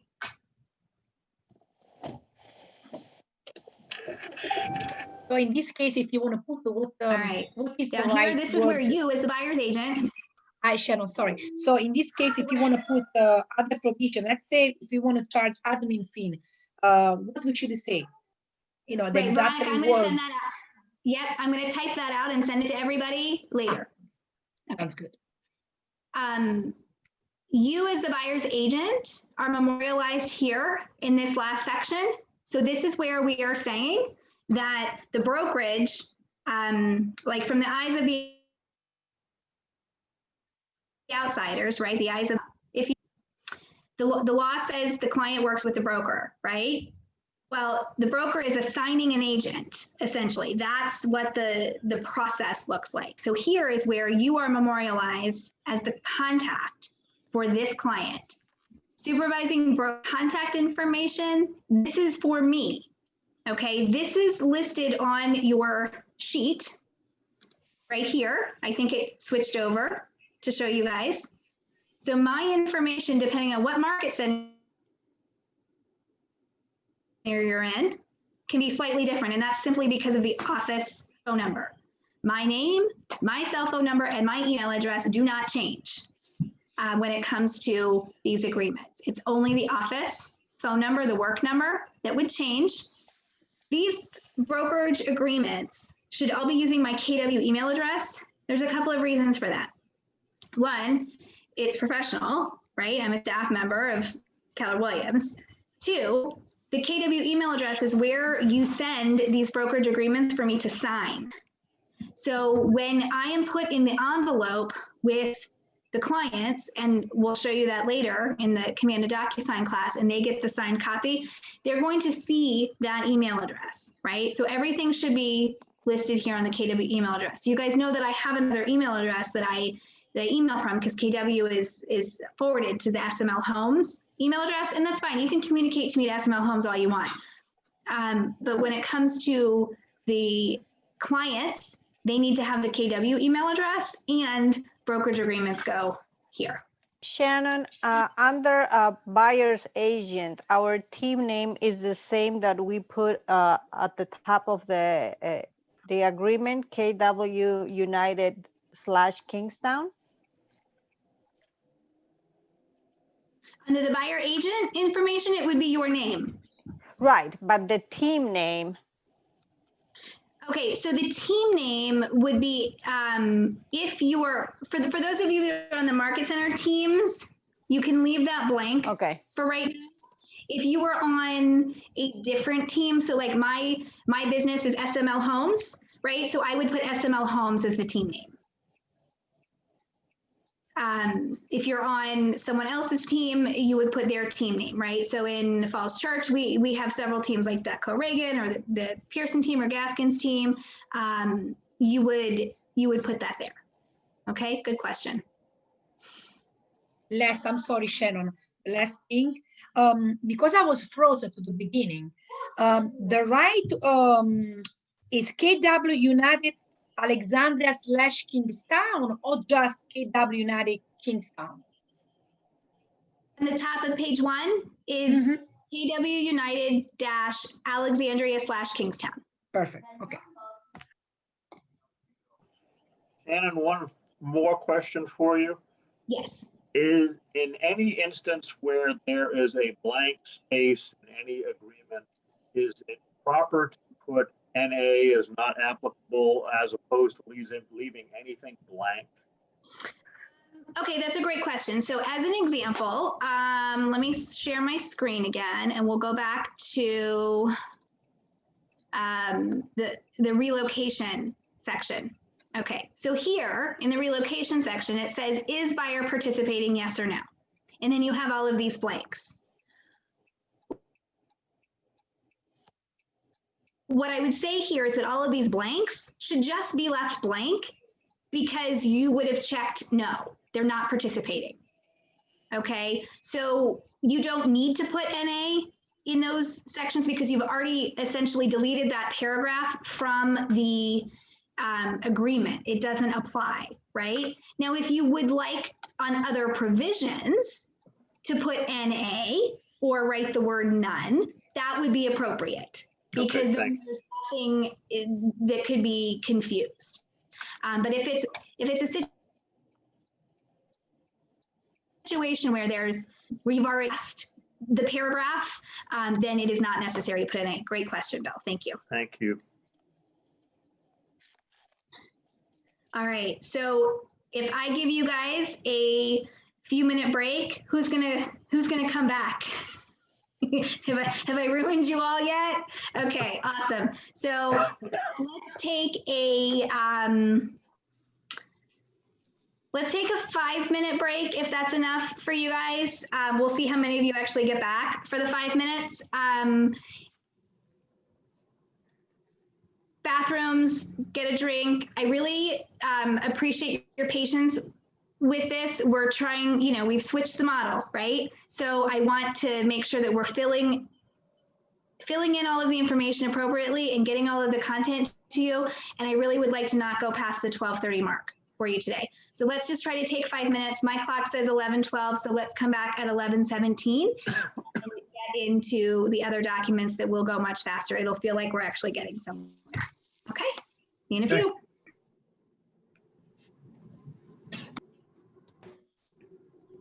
Hi, Bill. Can I ask a question? I'm sorry. I'm Veronica. Nice to meet you. I don't know if we see each other. No, we see each other.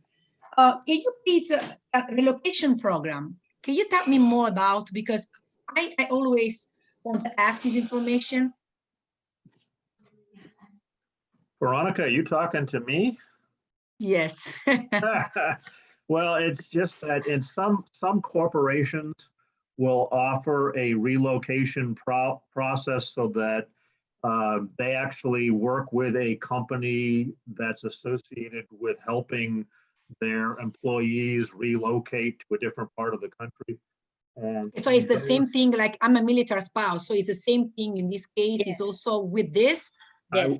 I would think so, but you'd want to confirm with Shannon, but yes, that would make sense. Okay. It's only if there's actually a relocation program associated. If there's not, then it's just a simple no in that question. And for most people, you're going to be dealing with no, but occasionally you're going to come upon this relocation, and it would be. Yeah, because I was thinking, I was always asking this question about if this is also about military, and all, Veronica, not necessarily because they are military, they are using the relocation program, just letting you know. They have to let you know. Yeah, exactly. So in this case, let's say if it's a military family and they, is this one the paragraph that I can use as a relocation, right? If they are gonna use it, then you put no. No, I say if they use, is this one the one they everybody talk about when when they say I have a relocation program and they buy the house. I need, in this case, is this one. I need to use this section, right? Yes. Thank you, guys. Thank you, Bill. Certainly. Good to see you.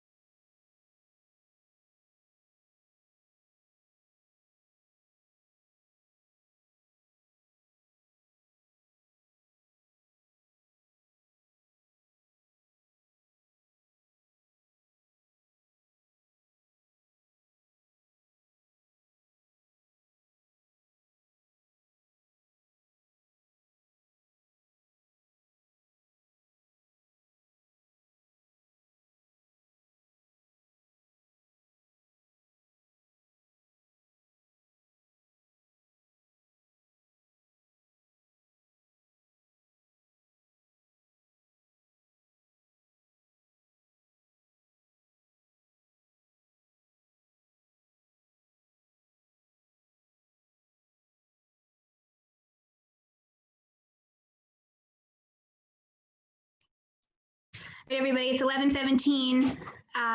If you're back, would you please turn on your video so that I can see how many of your wonderful faces are back? If you need to turn it back off, once we get started, if you need to do that for a minute.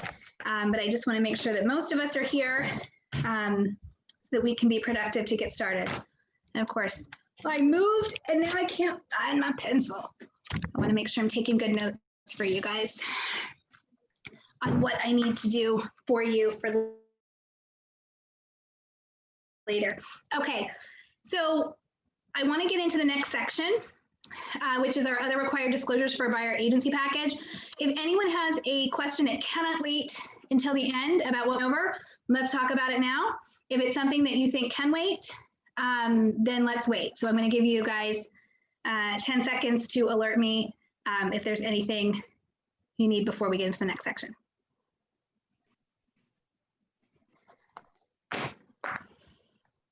All right, you guys are awesome. I'm going to share my screen again and see what page is next. Oh, the ABA. Okay.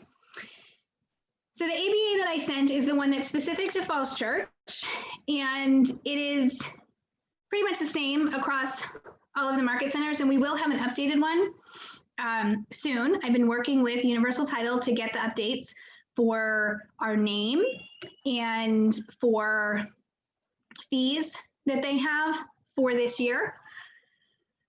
The ABA is an affiliated business disclosure that, well, affiliated business arrangement is what ABA stands for. But the title is affiliated business disclosure. And what it is, it's a RESPA requirement when there is any financial interest between services that affect a real estate transaction.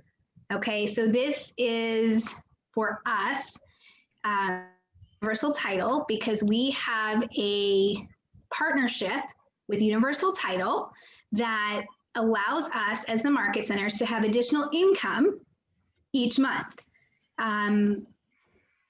For your knowledge, this affects your profit share. Okay, this is what helps to provide additional income to the market center so that we are not taking more of your commission from your splits.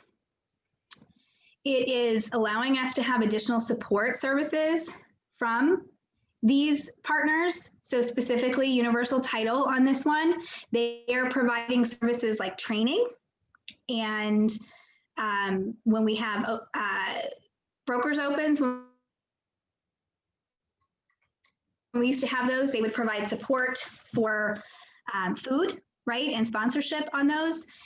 There's a lot that goes into our relationships above just those basic pieces. They are part of our KW United family, Universal Title is. They are an extension of us. Because of that, we have to disclose to the buyers that we have this financial interest so that if they are using Universal Title, that they know ultimately, because it came, that there is a financial benefit to us that they use Universal Title. Okay, do you have to? No. Why would you not, right? Having a partner that is either across the hall, across the courtyard, across the parking lot from us is huge. Having a partner that has staff that comes into our market centers and enjoys being around us and knows what our belief system is and operates under our belief system can only make transactions smoother. Also, nobody's perfect. If there's a bump in the road, we can reach out to them. We have a little more control when it's our partner, right? They have earned the right based on how they work with us and our clients to be our partner. So understand that it's okay to have those conversations with your clients and explain to them that if they did not that we expected, that they would not be our partner. Question, only because you cut out. If we choose not to use Universal Title, do we have to have this signed? I use the title company that I work at, so that, you know. Right. Yes, because this has nothing to do with who they're using. This has to do with the business relationship that Keller Williams has with the company. And the company is still providing support and training and information and things to you that's a trickle down as far as just the environment in general. And so this does not have anything to do with who the client uses. So if the client, maybe the client works at a title company, right? Like, like something. But I would encourage you, if you don't have a really strong reason to not be using our partners, please look at learning about them.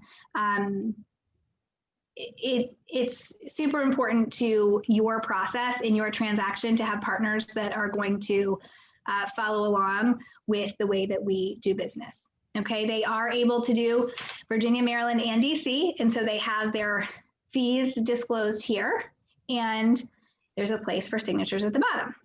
All right, this is required on all buyers and seller sides. So this goes with your buyer agency package and your listing agreement. Okay. Shannon, sorry, I was a little bit late. So at the top where it says 2, what name is this? That's the buyer's name? Yes, that's your buyer. Okay.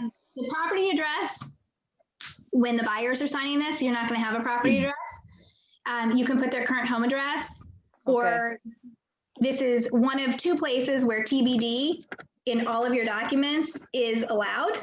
Okay.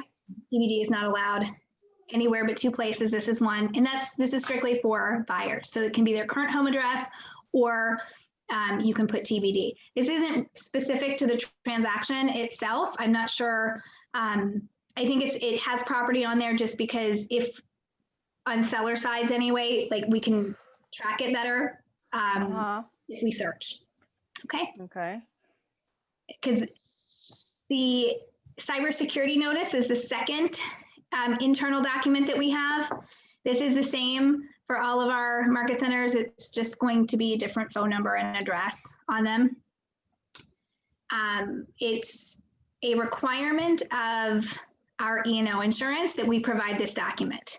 So this is not just that I want to see how many documents I can have you get your clients to sign. There is a real reason that we have the document signed, and this one is a requirement by the E&O insurance company. So it's saying that we have no control over cyber crimes, right? We take all precautions necessary. So if you're using your KW email address, then we have an extra layer there, right? If you're using some outside email address, we don't have control over that. So remember that when it comes to certain things that you're doing. We will never request that they send funds to us, right? Or ask for their social security numbers or credit card numbers, bank account information, right? Especially via email. And we really have no reason to have any of that information personally. So this is just a disclosure. Again, it's about having the conversation, right? In the world we're in, we need to be having these conversations and set expectations. So this would be signed by your client and its buyers and sellers. Shannon? Yes. Very quickly, back on the affiliated business disclosure. Do you have different ones for each of the separate market centers, or is this one generic for all 3? Nope, you have one for each market center, and it is in your DocuSign folders. Got it. Thank you. For the specific market centers in your DocuSign folders. I just pulled one version of everything just because it was easier. All right, the residential property disclosure statement. When you are working in transactions, there are 2 different documents that have to do with D4 that we work with. This residential property disclosure statement is a required notice for buyer to exercise necessary due diligence, what it says right at the top. What this says essentially is that it's a buyer beware state, and there are all kinds of things that a seller does not have to disclose, okay? This document, as far as seller disclosure, does not have anything to do with agent disclosure. So please, we will talk about agent disclosure separately. This is seller disclosure, okay? So it says the owner is not making any representations or warranties. This is the condition of the property, right?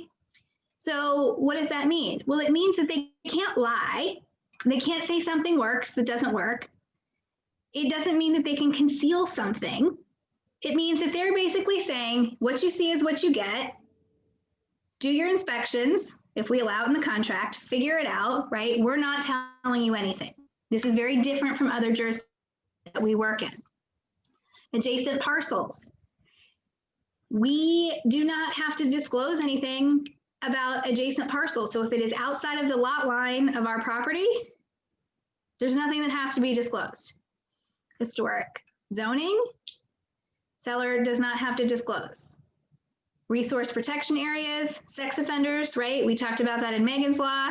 Dam break inundation zones, wastewater systems, solar energy, flood zones.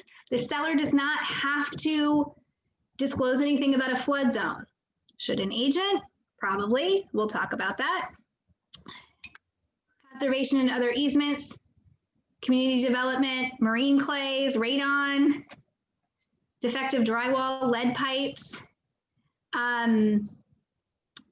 structures and dams, all of these things, it says the owner makes no representation. So there is a difference in what the agents have to disclose. Now, additional written disclosure requirements. There are a couple of things that sellers do have to disclose. And so that's listed here, okay? If it's the first sale of the property, there's a certain disclosure that a seller has to make. In most cases, there's a few exemptions, but in most cases, this is what it is. Planning districts, military air installations, if their property is located in a military air installation zone, if there are pending building code or zoning violations, if the property previously was used as a meth lab, if there's private owned stormwater management facilities and septic permits. Okay, so there's only a handful of things that are required for disclosure by a seller. Everything else is buyer beware. Now, why do we have this in our forms as a requirement? First, I'd like to say there's no place for initials or signatures. So when you have this sent to your clients, please bring an initial block on each page or a signature block on the last page. I don't care which, just something that shows acknowledgement that they received it. The one-page DPOR disclosure, which we are going to review tomorrow, because that is on the listing packet, says that we provided this information to them. That's why we're giving it to them with the buyer packet. Most agents don't know that, but that's what they're signing, is acknowledging that they have been notified of their rights and responsibilities. So for anyone that was here prior to July of 2020, we used to have a document that was called Understanding Your Rights and Responsibilities under the DPOR disclosure. This is what replaces that. The Understanding Your Rights document went away, and I have replaced it with this so that we are in compliance with what the clients are signing, saying that we have provided them information. All right, any questions about this DPOR form? Yes, when we put the initial on the last useful page, information. Yes, sorry. When you put the initial on the last page, do we need to say 1 to 4, or is just, you know what I mean? Because sometimes they can say, yes, I just received the 2 page instead of 4. Right. So I would like to see initials on all pages or a signature on the last page. And initials on each page is better because then that shows that they received all pages. Great. Okay. Useful information about real estate transactions. This is another kind of CYA document, and it helps with the conversations that you're having, okay? It helps with giving them something on paper, reiterating what your responsibilities are, what you've talked about, what happens in the transaction. They can go back and reference this without you having to come up with something else.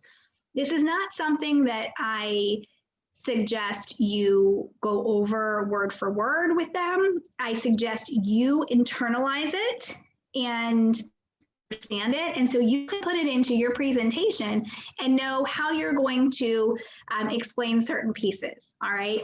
There are a couple of caveats that it puts in here. For example, financing rates and charges vary with financial institutions and the marketplace, right? That's something very important. So as you're talking to your clients, you can say, you can shop around if you want to prior to us making the offer, but we're not shopping around after we have a ratified contract. We need to have chosen the lender, but it can change and it can change daily. So make sure that you're talking to someone. insurance, that the lender require to have hazard insurance policy. Well, in regular outside of real estate language, hazard insurance means homeowners insurance. Okay, so you're going to explain to them that they're going to need to have a homeowners insurance policy prior to closing. Who's your insurance company, right? All of these things you can talk about up front with them. FERPTA you can touch on. I wouldn't get into the weeds with them up front in a buyer consultation. I would only worry about FERPTA if it applies when you're making an offer. And just so you guys know, the reason this is important for buyers is that the United States IRS puts the responsibility of the tax on the buyer if the seller falls under FERPTA. Okay, let me repeat. The IRS puts the responsibility of that tax being paid on the buyer if the seller is considered a foreign person for tax purposes and has to have that paid. So that's why it's important that we have these disclosures, because there might not be enough money in the proceeds of the transaction for the seller to pay their withholding. And it says right here that the IRS may impose a duty on a buyer to withhold the percentage, right? All right, master plans, property condition and environmental matters. It talks about lots of different things that you can get down, get down, get down, get down. Miss Barbara, is that your cat bothering? Home energy efficiency information, right? Whose responsibility is what? Each party in the real estate transaction should carefully read all the documents. We are having these classes because we know that clients read documents. We should encourage them to read the documents. And yet, it is super important for us to know inside and out what these documents say, because we know the clients are not reading these documents regularly. They are trusting us as their advisors, okay? This is talking about real estate representation here. So this, we're gonna get into a little bit more on the agency piece of it when we get to those documents. But it says that even if the firm has an obligation to represent a buyer or seller, the broker shall promote the interests of the client by doing these things. This is client, right? This is not customer. This is who we represent. So performing to the terms of their agreement, conducting marketing activities if it's a listing, assisting the client with drafting and negotiating offers and counteroffers. All of these things are our responsibility under the agreement. I will say that while it is our goal to help the clients achieve their goal, there are certain things that we cannot do. And the buyer does not get to drive the entire train here. You guys have to know what falls within the lines of what we're allowed to do. Just because a client tells you to do something does not mean that you should put your license at risk for it. All right, it talks a little bit about the dual and designated, which again, we're going to get into on the next documents. And that's it on this one. So it's something that you are having conversations about these things anyway in your buyer consultation, but it's a piece of paper to give to them that you can suggest they read over later so that they can have a better understanding and their signature blocks there. Okay, before we get into agency, any questions about this? I'm going to go back to the. What was the document? The name of, oh, okay, that's fine. That one under useful information about a real estate transaction. So if we look here, we've just been through the first 5, right? It took us a while to get through the buyer representation, which we knew. But these 5 documents right here are your required compliance documents for a buyer consultation. Once you have those 5, you submit those to the Market Center. Okay, That's what we've gotten through so far. So before we get into the agency documents, would anyone like to ask a question about what we have seen so far? Yes, I just have one question that on the last time we did with she gave the understanding your right under the Virginia Condominium Act, Property Owners Association Act. Is this one is not with that one, right? It is not. It is not required. It is not something that we're going to go over. If your client has concerns about being in a homeowners association, you can use that document. It's there.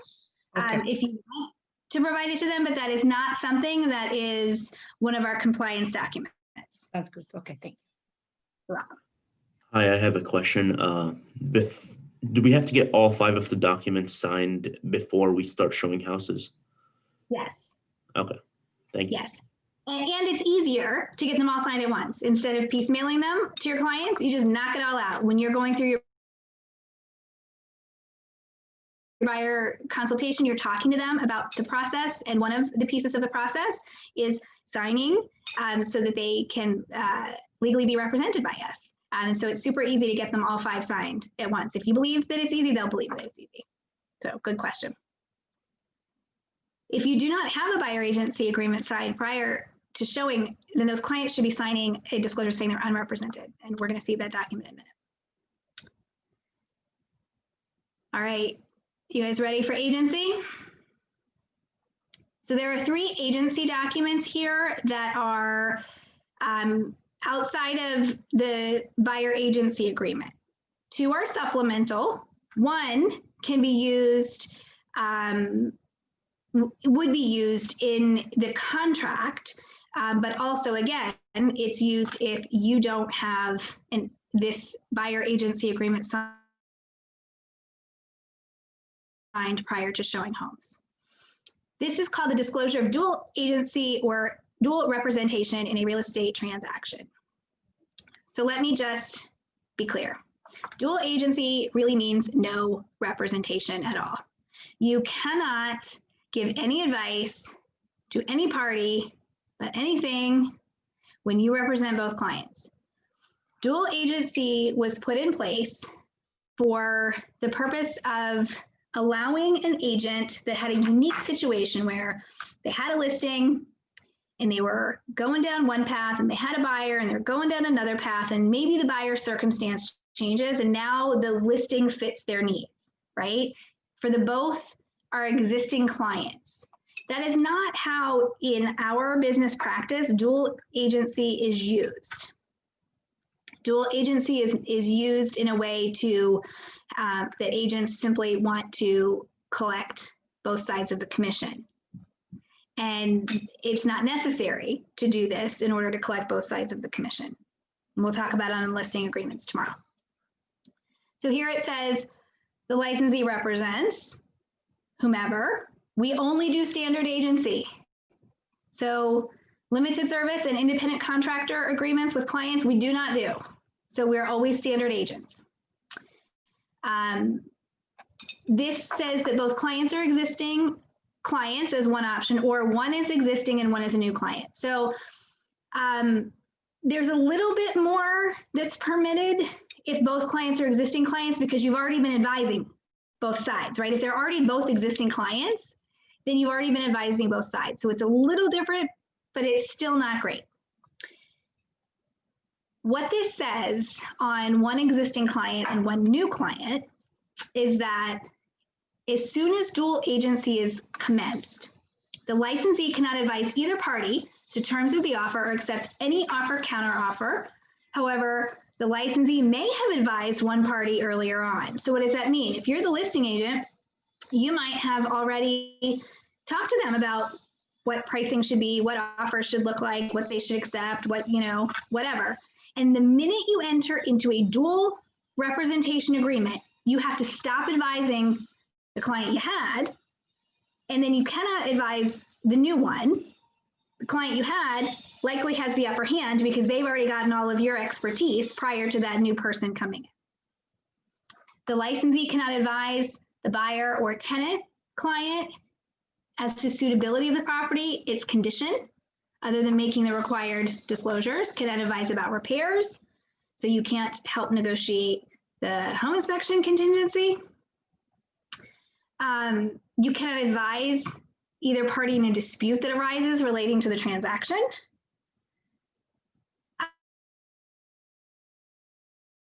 The licensee acting without knowledge of the client's needs, right?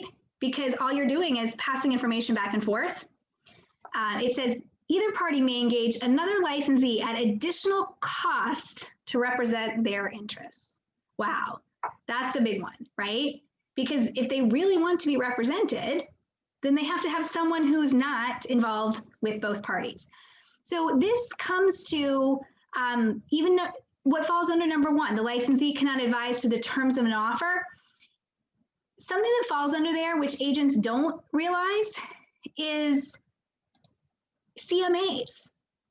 CMAs would fall under that. You can't even give a CMA to either party after you engage because you're using your knowledge and expertise to determine what's a comp. And if you're working for a seller, you might be looking at different comps than what you would look at as a buyer, maybe, right? So this is very tricky. Most of the time, there is no benefit to anybody in this transaction other than the agent's pocketbook to do dual agency and be done in such a way if a buyer comes in, this is most of the time on a buyer who comes in unrepresented and you've already got the listing, or a lease where you have the landlord and the tenant comes in unrepresented, that other client can stay unrepresented and you can still keep all the commission. And again, we're going to talk about that more in detail tomorrow. So dual agency should always be marked no on your buyer and listing agreements. And if there was a case where you think that it is appropriate to do dual agency and stop representing your clients, you can come sell it to me or Steve Gaskins, their principal broker, to see if we agree. Okay. Questions on dual? When, I guess, I've heard nothing but bad things about dual. I have no intention of going down that road. Why is it even offered? I mean, I guess what circumstances would this, why? For the both existing clients situation? But wouldn't it behoove you to like pass off one to like a fellow agent and say, give me a referral fee or something, like to save your butt from litigation down the road? Yes, that's absolutely what should happen. And I have been hoping for years that Virginia would go away from allowing dual agency.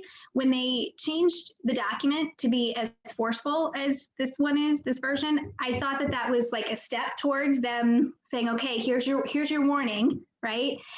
They haven't quite gone there yet. And that's why our market centers have decided that we don't allow it because we can make that distinction. Now, designated is different. Shannon, only one question, sorry. Yeah. It can happen that when you do the buyer agency agreement that, we decide no dual agency, right? Let's say I am a listing agent of this house and a family, like my cousin or whatever, or my sister-in-law, for example, see my listing and she decide to, to come to me and say, I saw that you have this listing and I would like to make an offer. Now, let's say with the buyer, with the listing agreement, I choose to do no dual agency. But let's say that the seller decide to say, okay, yeah, is someone from your family I'm okay with. Can you decide to change after you have done the listing agreement or not? So it can be changed and it would be done via listing amendment that I would have to sign. So you would have to come talk to me about it. And I would say, what exactly is your seller okay with? What do they know about what they're agreeing to in that change? Okay, so is it a different addendum? Why are we doing it? We would have a conversation. A different what? It's an addendum that you do that the broker has to be decided. Any change to a listing agreement has to be done via a listing amendment, which we'll talk about tomorrow. Perfect, thank you. Sure. Okay, designated agents or representatives. Okay. This is when the brokerage essentially is a dual agent, right? Because the brokerage represents both parties, but the individual agent only represents one party, and a different agent is working with the other party.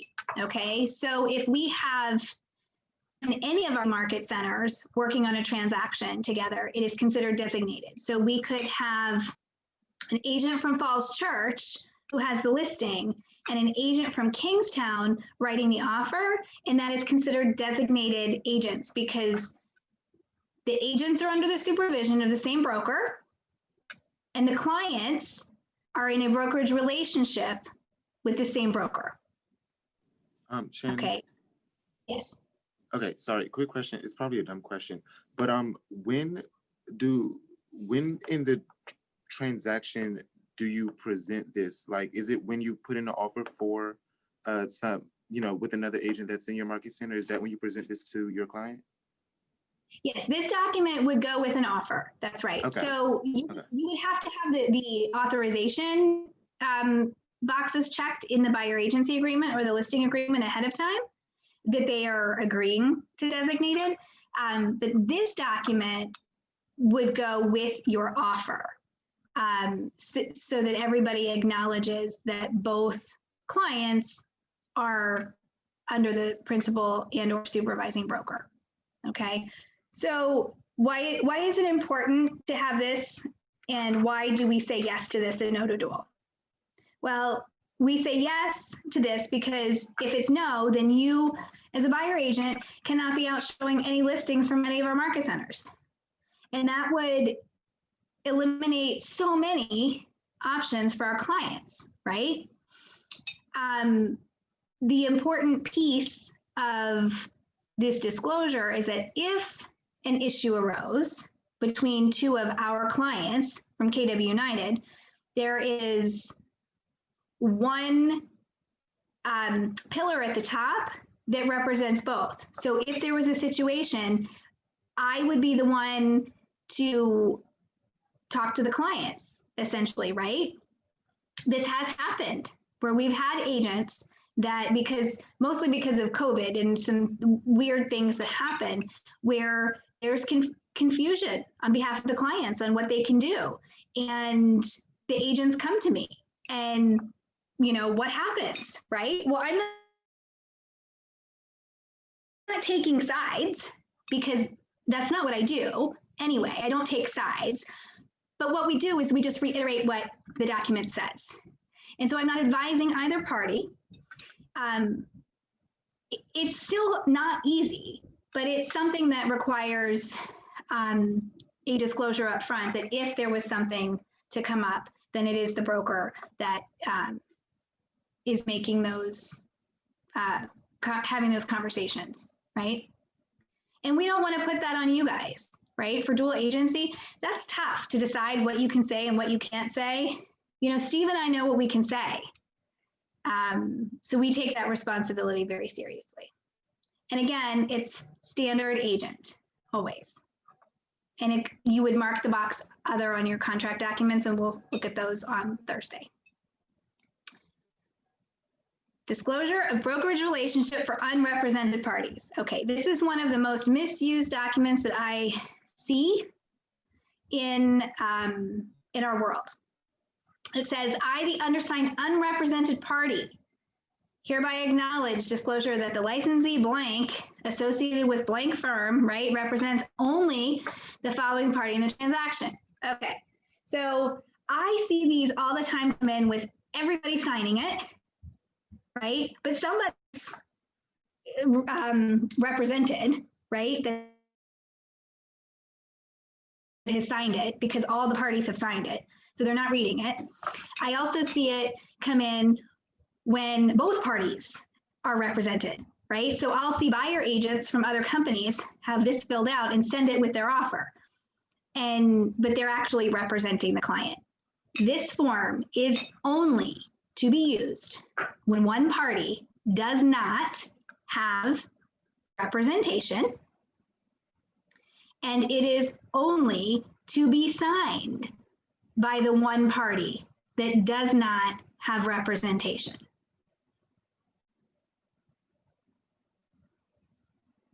That's it. It is exactly what it says, the undersigned, unrepresented party. So whomever is under a representation agreement in the transaction or in the situation does not sign this. So open houses, you may have a disclosure like this on the top of your open house sign-in sheet. And then when they sign in, they're putting, if they're unrepresented, right? You could have an unrepresented one and ones for agents, ones that are represented by agents. You can have this form separately, and everyone who is not represented by an agent can sign this, and then they can all still sign one sign-in sheet. If you have a listing and an unrepresented buyer calls you and wants you to show it to them, you have them sign this before you go. If you have a buyer who is hesitant about signing the buyer agency agreement, and you can have them sign this and tell them you can still take them into the house, but you represent the seller.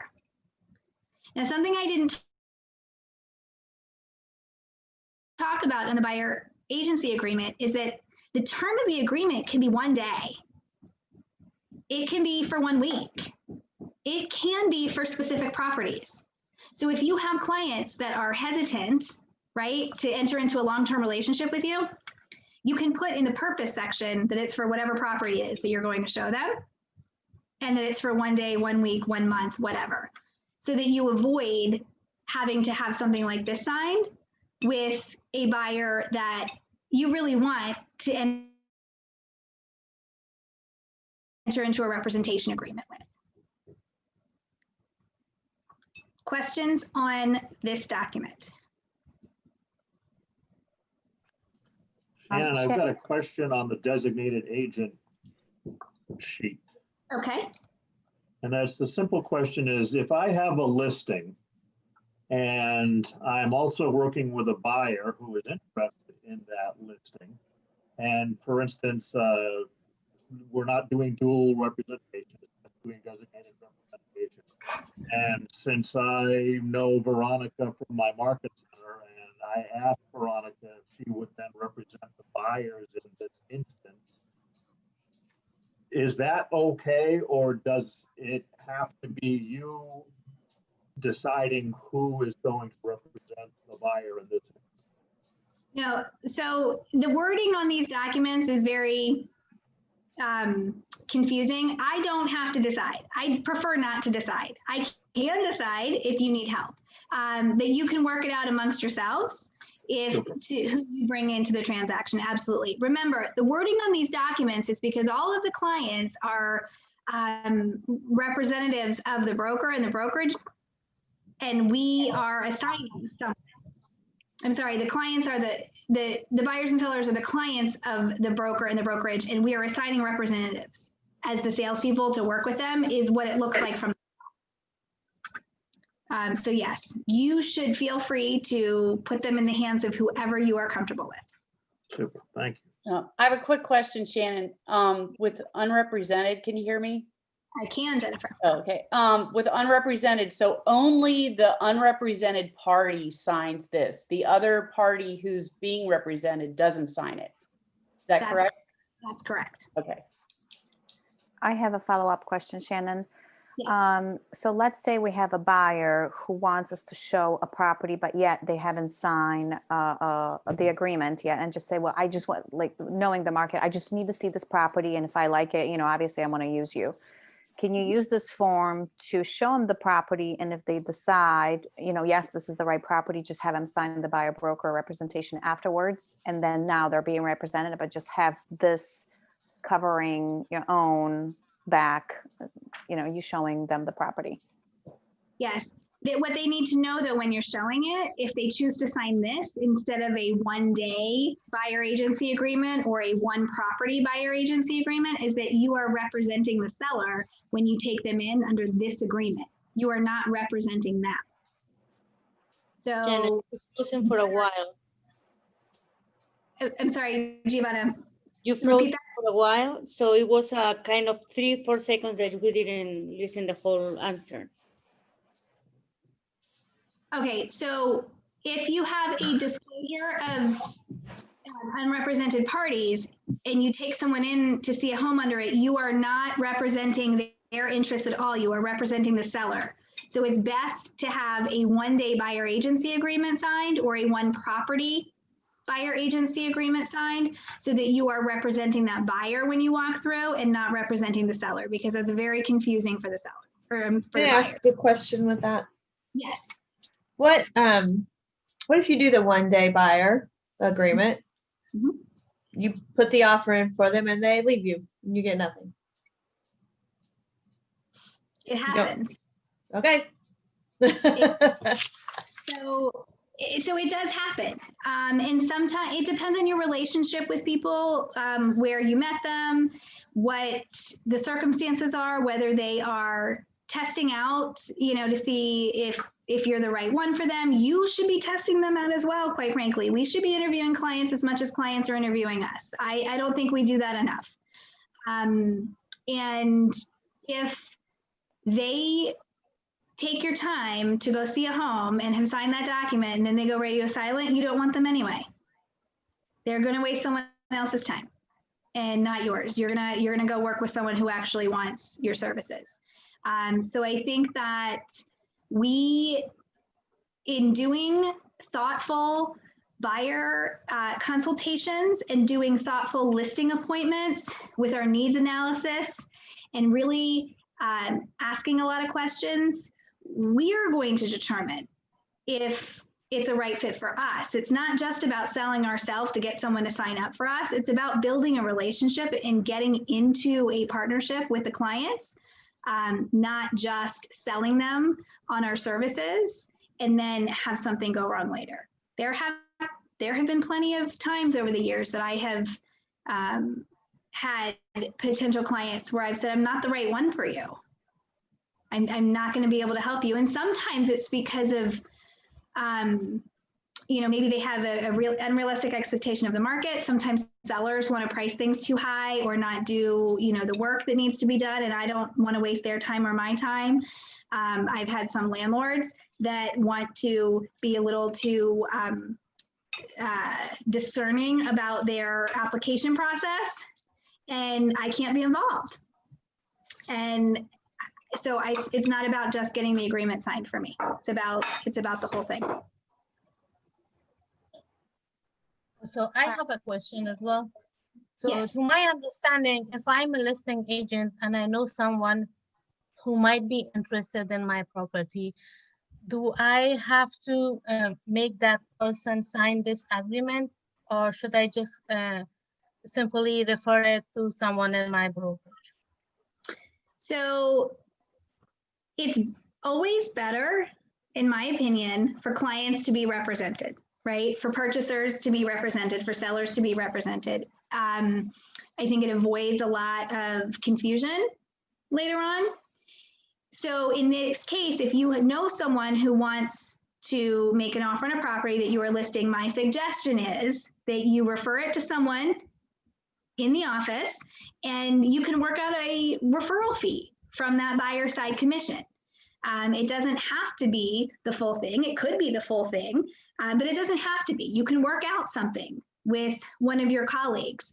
And over time, as you build relationships with your colleagues, you may find agents that you work well with, that you have that referral set up in place with, right? So if they have a listing that a buyer comes in without representation, they give it to you and vice versa, and you work to support yourselves and each other while you're building your own businesses.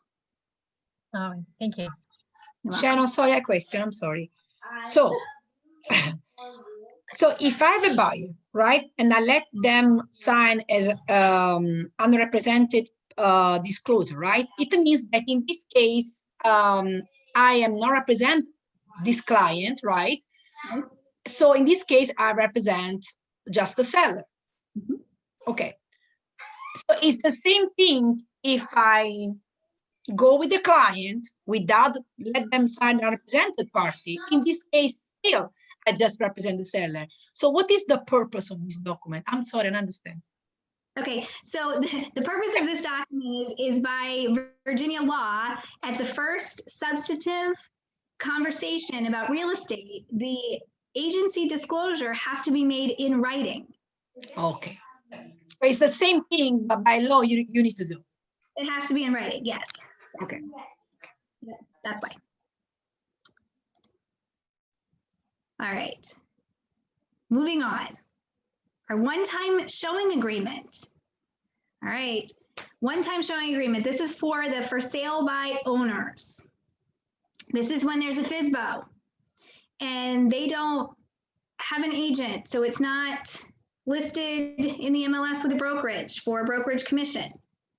Okay, let me stop for a second. This is not for the situation where a property is listed in the MLS and commission is offered and it says deal directly with the seller. That is not a FSBO. If it is listed with one of the limited service companies that will simply put the listing in the MLS, they might not understand that they, limited service broker, is responsible for that commission, right? This is not a for sale by owner in that situation if it's put in the MLS. This is simply for something that is not in the MLS, or if it's on FSBO.com or wherever you find it, okay? This is to be signed by the owner of the property and by the broker prior to showing the home.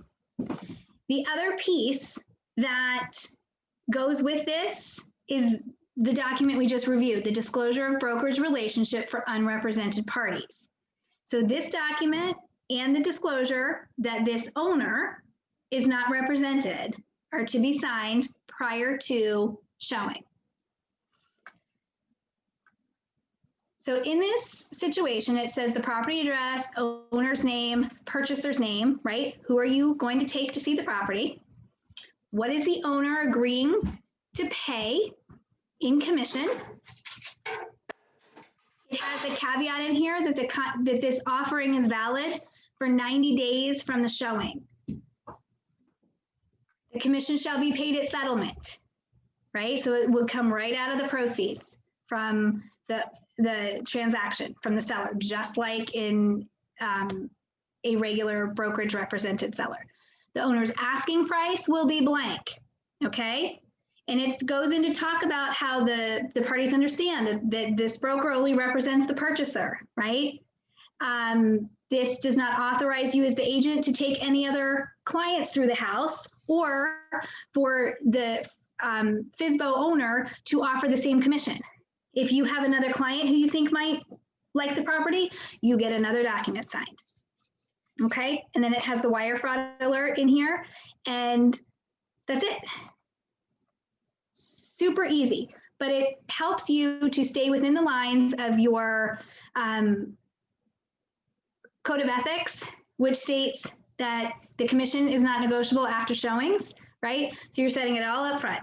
And then your buyer knows what the expectations are as far as what they have to pay if they need to based on your buyer agency agreement. All right.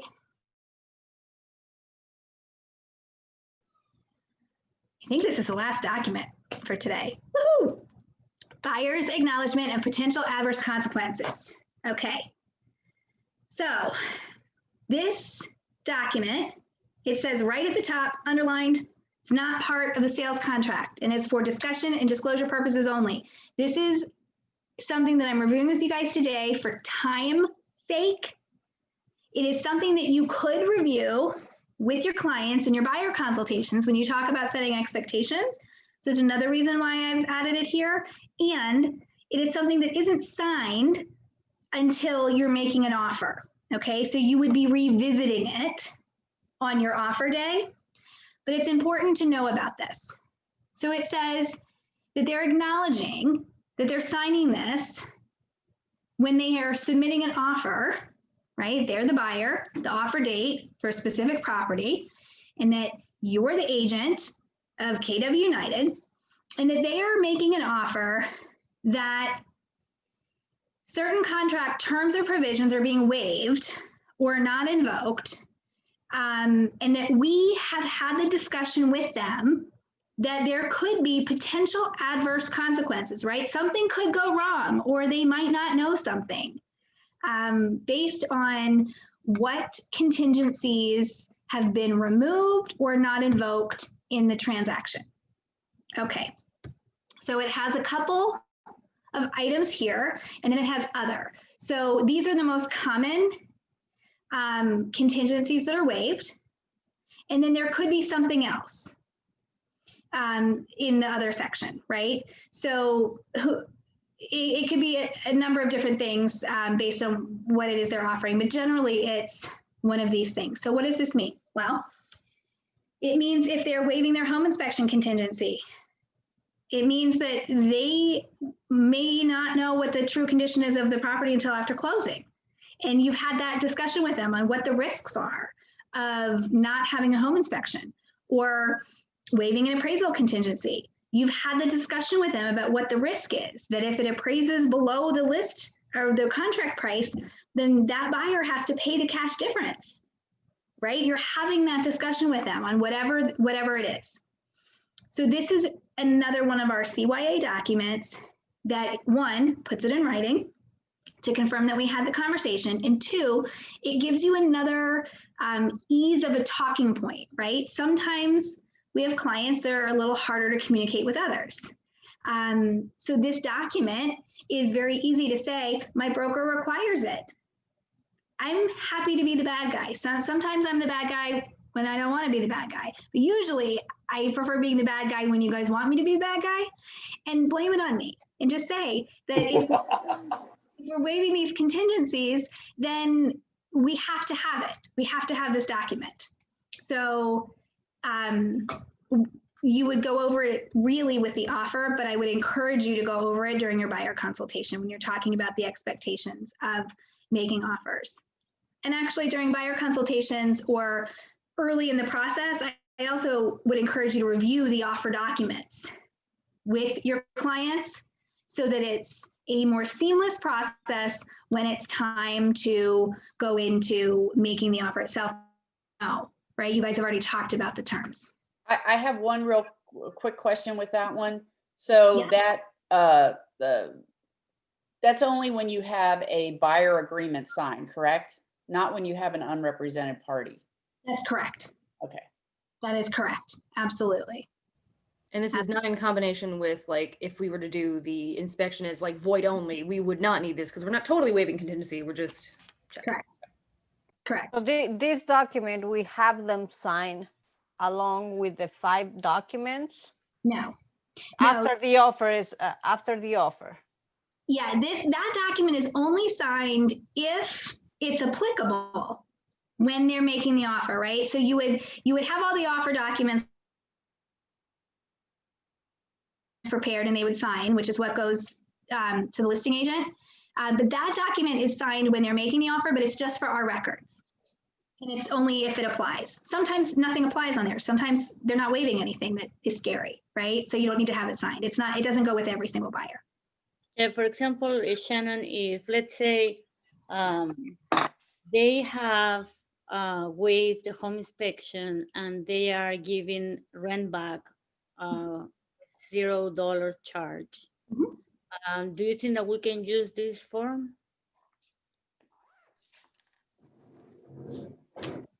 I don't think that necessarily applies unless you think they maybe aren't understanding it and that you have to explain it further, then I would use it. Okay, thank you. You're welcome. All right, so we have gotten to the last of the documents. One housekeeping item before we go into questions. If you have not put into the chat your market center name or number and how many times you have attended boot camp, please do that for me so that I can have that before you log off today. I'm going to open it up now to general questions. I'm sorry, what did you just say?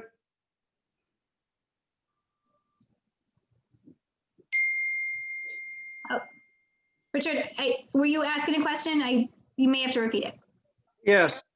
So we have to fill something out? I didn't get that.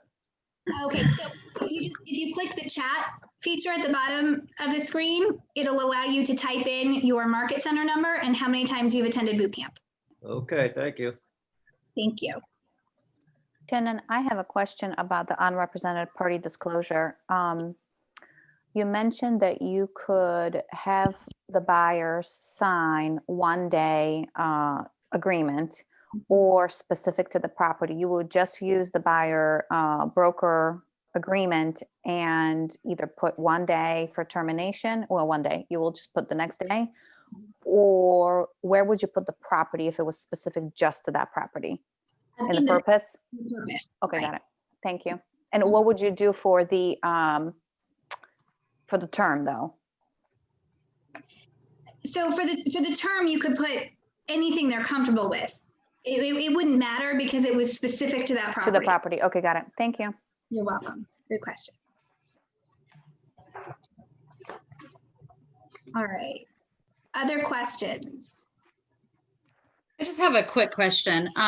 Regarding the last document that we went over, you mentioned that could be a part of the buyer, or should be a part of the buyer consultation, but they don't sign it until obviously you're making an offer. So is that just kind of just setting up the expectation, or what does that look like? It is setting the expectation because that goes along with the advice to review the basic offer documents with them ahead of time. Okay. Because in our market especially, we don't have a lot of time. Everything's a fire drill. Mm-hmm. When they find a property that they like and they want to make an offer on. So you're setting the expectations and you're going through everything up front. So they know this is what the offer looks like. This is what the terms are. Tell me what you need for a closing date, when you have to move. This is what a home inspection is like, all of these things. And you can then talk to them based on what type of property they're looking for, what is happening in that market, right? So if everybody's waiving inspections, then you have that conversation. And you also have that needs analysis in that consultation. If it's a first-time buyer, it's probably not a good idea to waive the inspection. Or if it's someone who does not have a lot of money in reserves, probably not a good idea to waive an inspection if they don't have money available to do repairs, right? So you are having those conversations. The buyer consultation is the most skipped part of our world right now, and I think that it's probably the most important part that we need to do in setting these expectations with the market. Oh, can I can you hear me, Shannon? Yeah, Jennifer. I just want to chime in with buyers, especially if you're in areas, you know, where a survey is really important too, and a lot of people skip that. Mm-hmm. It's, you know, it's really essential, and you should really talk to your buyers about that also. Exactly. Talk about, you know, what's a survey for, right? Why would you do that? Would you have it marked versus not? You know, those types of things. Absolutely. That's a great point. It's a very good point.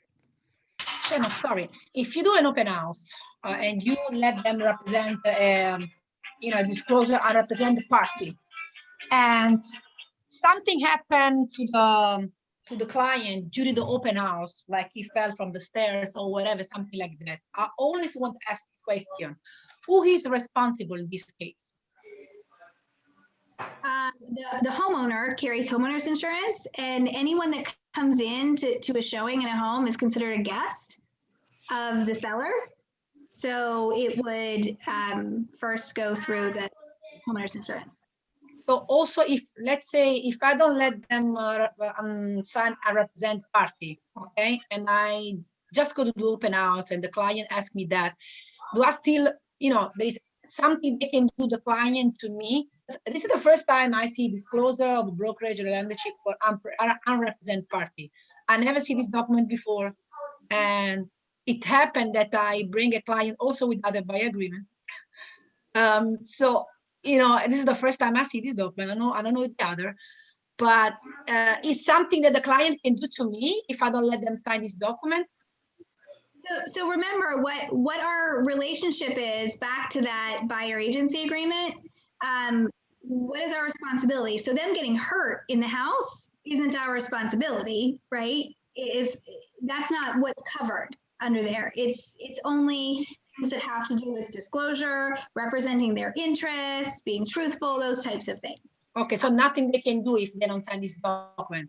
It doesn't matter now. Let's say if they don't fall from the stairs or nothing happened physically, but what the client can do to us as an agent, what this person can do as us as an agent if we don't let them sign the represent party. Well, so there could be a complaint filed with DPOR, and you could have a fine because you violated licensing law in the state of Virginia. You could have an ethics complaint filed against you from another agent at NVAR that could come with a fine. You know, so maybe they don't do something in court, but this is your livelihood. This is your career, and we have to take it seriously. So there's a reason we have these documents. Okay.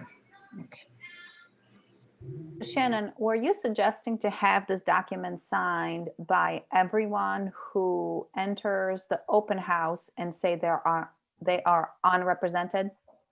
So that can be an option. So one option is to have all of the ones that are not represented sign it separately, which you don't have to. Your sign-in sheet can have disclosures on it that cover what's there as far as who you represent. It all depends on what you're using as far as your sign-ins, but there has to be something in writing from everyone that comes through, either acknowledging they are unrepresented or saying they are represented.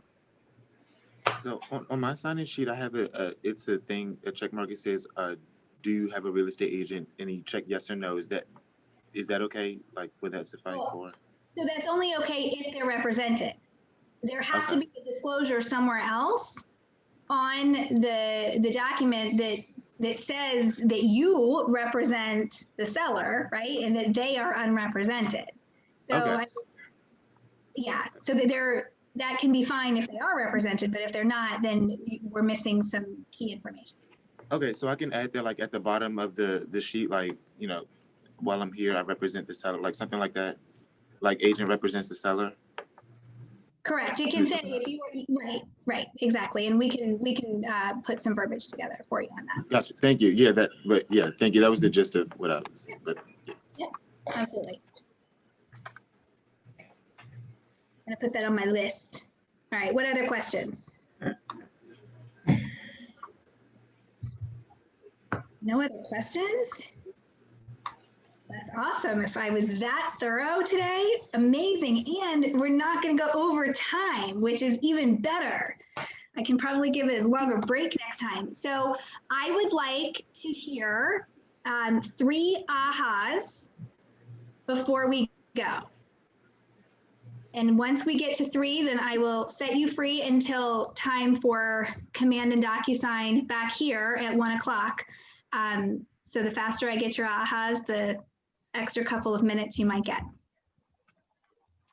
Okay, I'll go first. All right, Tay. Yeah, so I have a good aha moment. So I have a buyer's appointment today at 2:45. This is with a previous guest because I'm a bartender as well. So this is a previous guest from like 6 years ago. So they was like, hey, I just wanted to know if you're still bartending. I was like, yeah, I'm a realtor too. And it was like, what? I'm trying to buy a house. I was like, oh yeah, let's get on the phone today. So yeah, so that's one of my aha moments. Yeah, that's all I got. Yay, awesome, awesome. We will all send you good vibes for that. I have another hat also. All right, Ivana. Yeah, and this is just, I really appreciate your knowledge and the way that you teach the class, and it's very specific. And, I like how you focus and keep the class going. And and the way that you explain very thoroughly, but at the same time, specific and going. And I really appreciate it. Thank you, Giovanna. I appreciate you taking time to be here, having as much experience as you do. So thank you for that. So I'll go. My aha moment was to use well with from today's class was that during buyer's consultations you can use the contracts as you know, a tool to have something to talk about. Because, you know, most of the times, obviously I'm new, and most of the times when I talk to potential buyers or renters, like I'm just like asking questions and stuff like this. So now, like, you know, I know like, oh, hey, you can use the contract as a way to like kind of break the ice, like just have something else to, you know, talk about. So. That's right. That's right. Excellent. All right. I have the last 5 documents. Oh, go ahead. Sherry, was that you? Yes. The last 5 documents I think were very valuable because I was not aware of those. And I like the fact that you went over what they're used for and when we're supposed to use them. And I do particularly like the potential adverse consequences because I think it sort of just addresses all those ahead of time and when we could do it. So yeah. Thank you for that, as always. You are very welcome. You are very welcome. All right. Who else? Who else? I will take as many as you guys are willing. Can you hear me? I can. Okay. I just got the idea that I'm going to generate a script for myself, you know, with my listing appointments and buying appointments. And also the unrepresented buyer, I'm really clear that it is just one party signing that piece of paper and not 2. So because then it would be dual, right? Well, no, it would be nobody's represented. It would be, well, and that's dual, right? Well, kind of.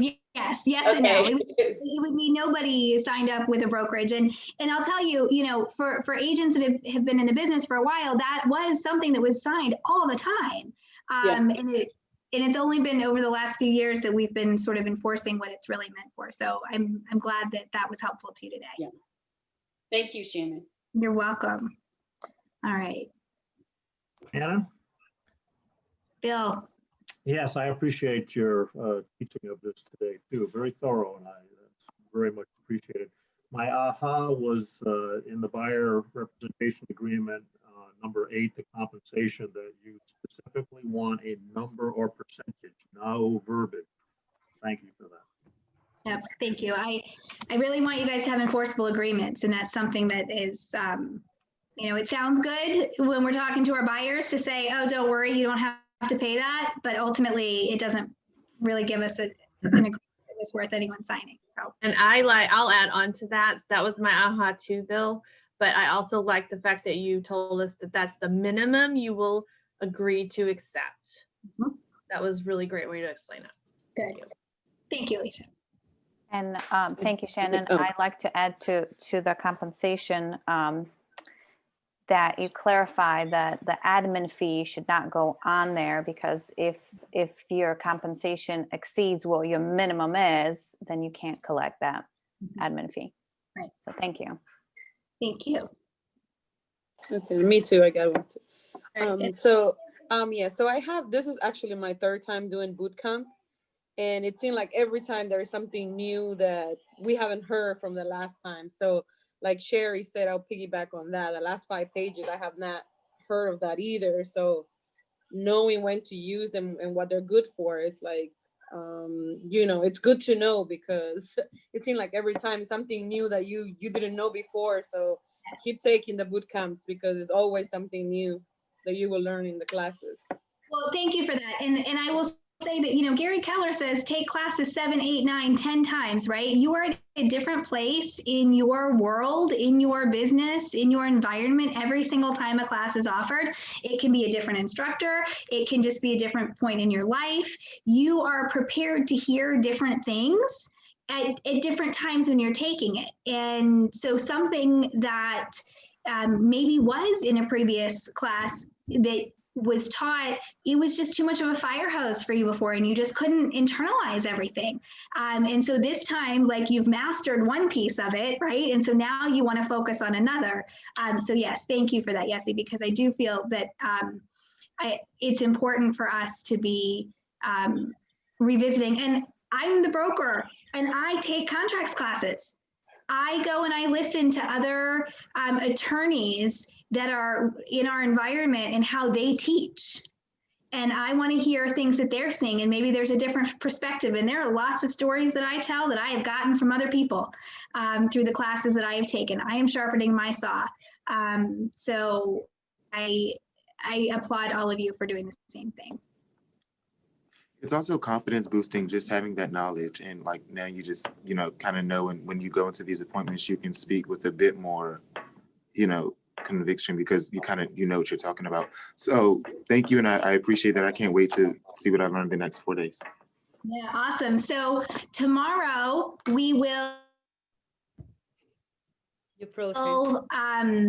be going over listing agreements and talking about the listing side. Okay, so I will be emailing you guys your listing paperwork for tomorrow's class later today after Command and DocuSign. So I'm going to let everybody go right now so that we can eat a little something and have another break.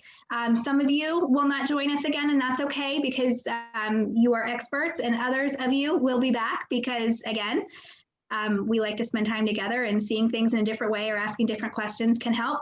So thank you all so much. I'm sorry, are we coming back today? Yes, it's Command and DocuSign is today. So if you want to come back for that class, you can come back. Thank you, Shannon. I also wanted to thank Anya and Giovanna, because I know they're experts, and they do a lot of sales. And when they give examples and ask questions that we as new people have no clue what they're talking about, that also helps us, helps me know what to expect and how to go about it if or when that situation arises. So thank you, guys. Yes, absolutely. I do appreciate the seasoned agents being on here as well, because it does help in a tremendous way.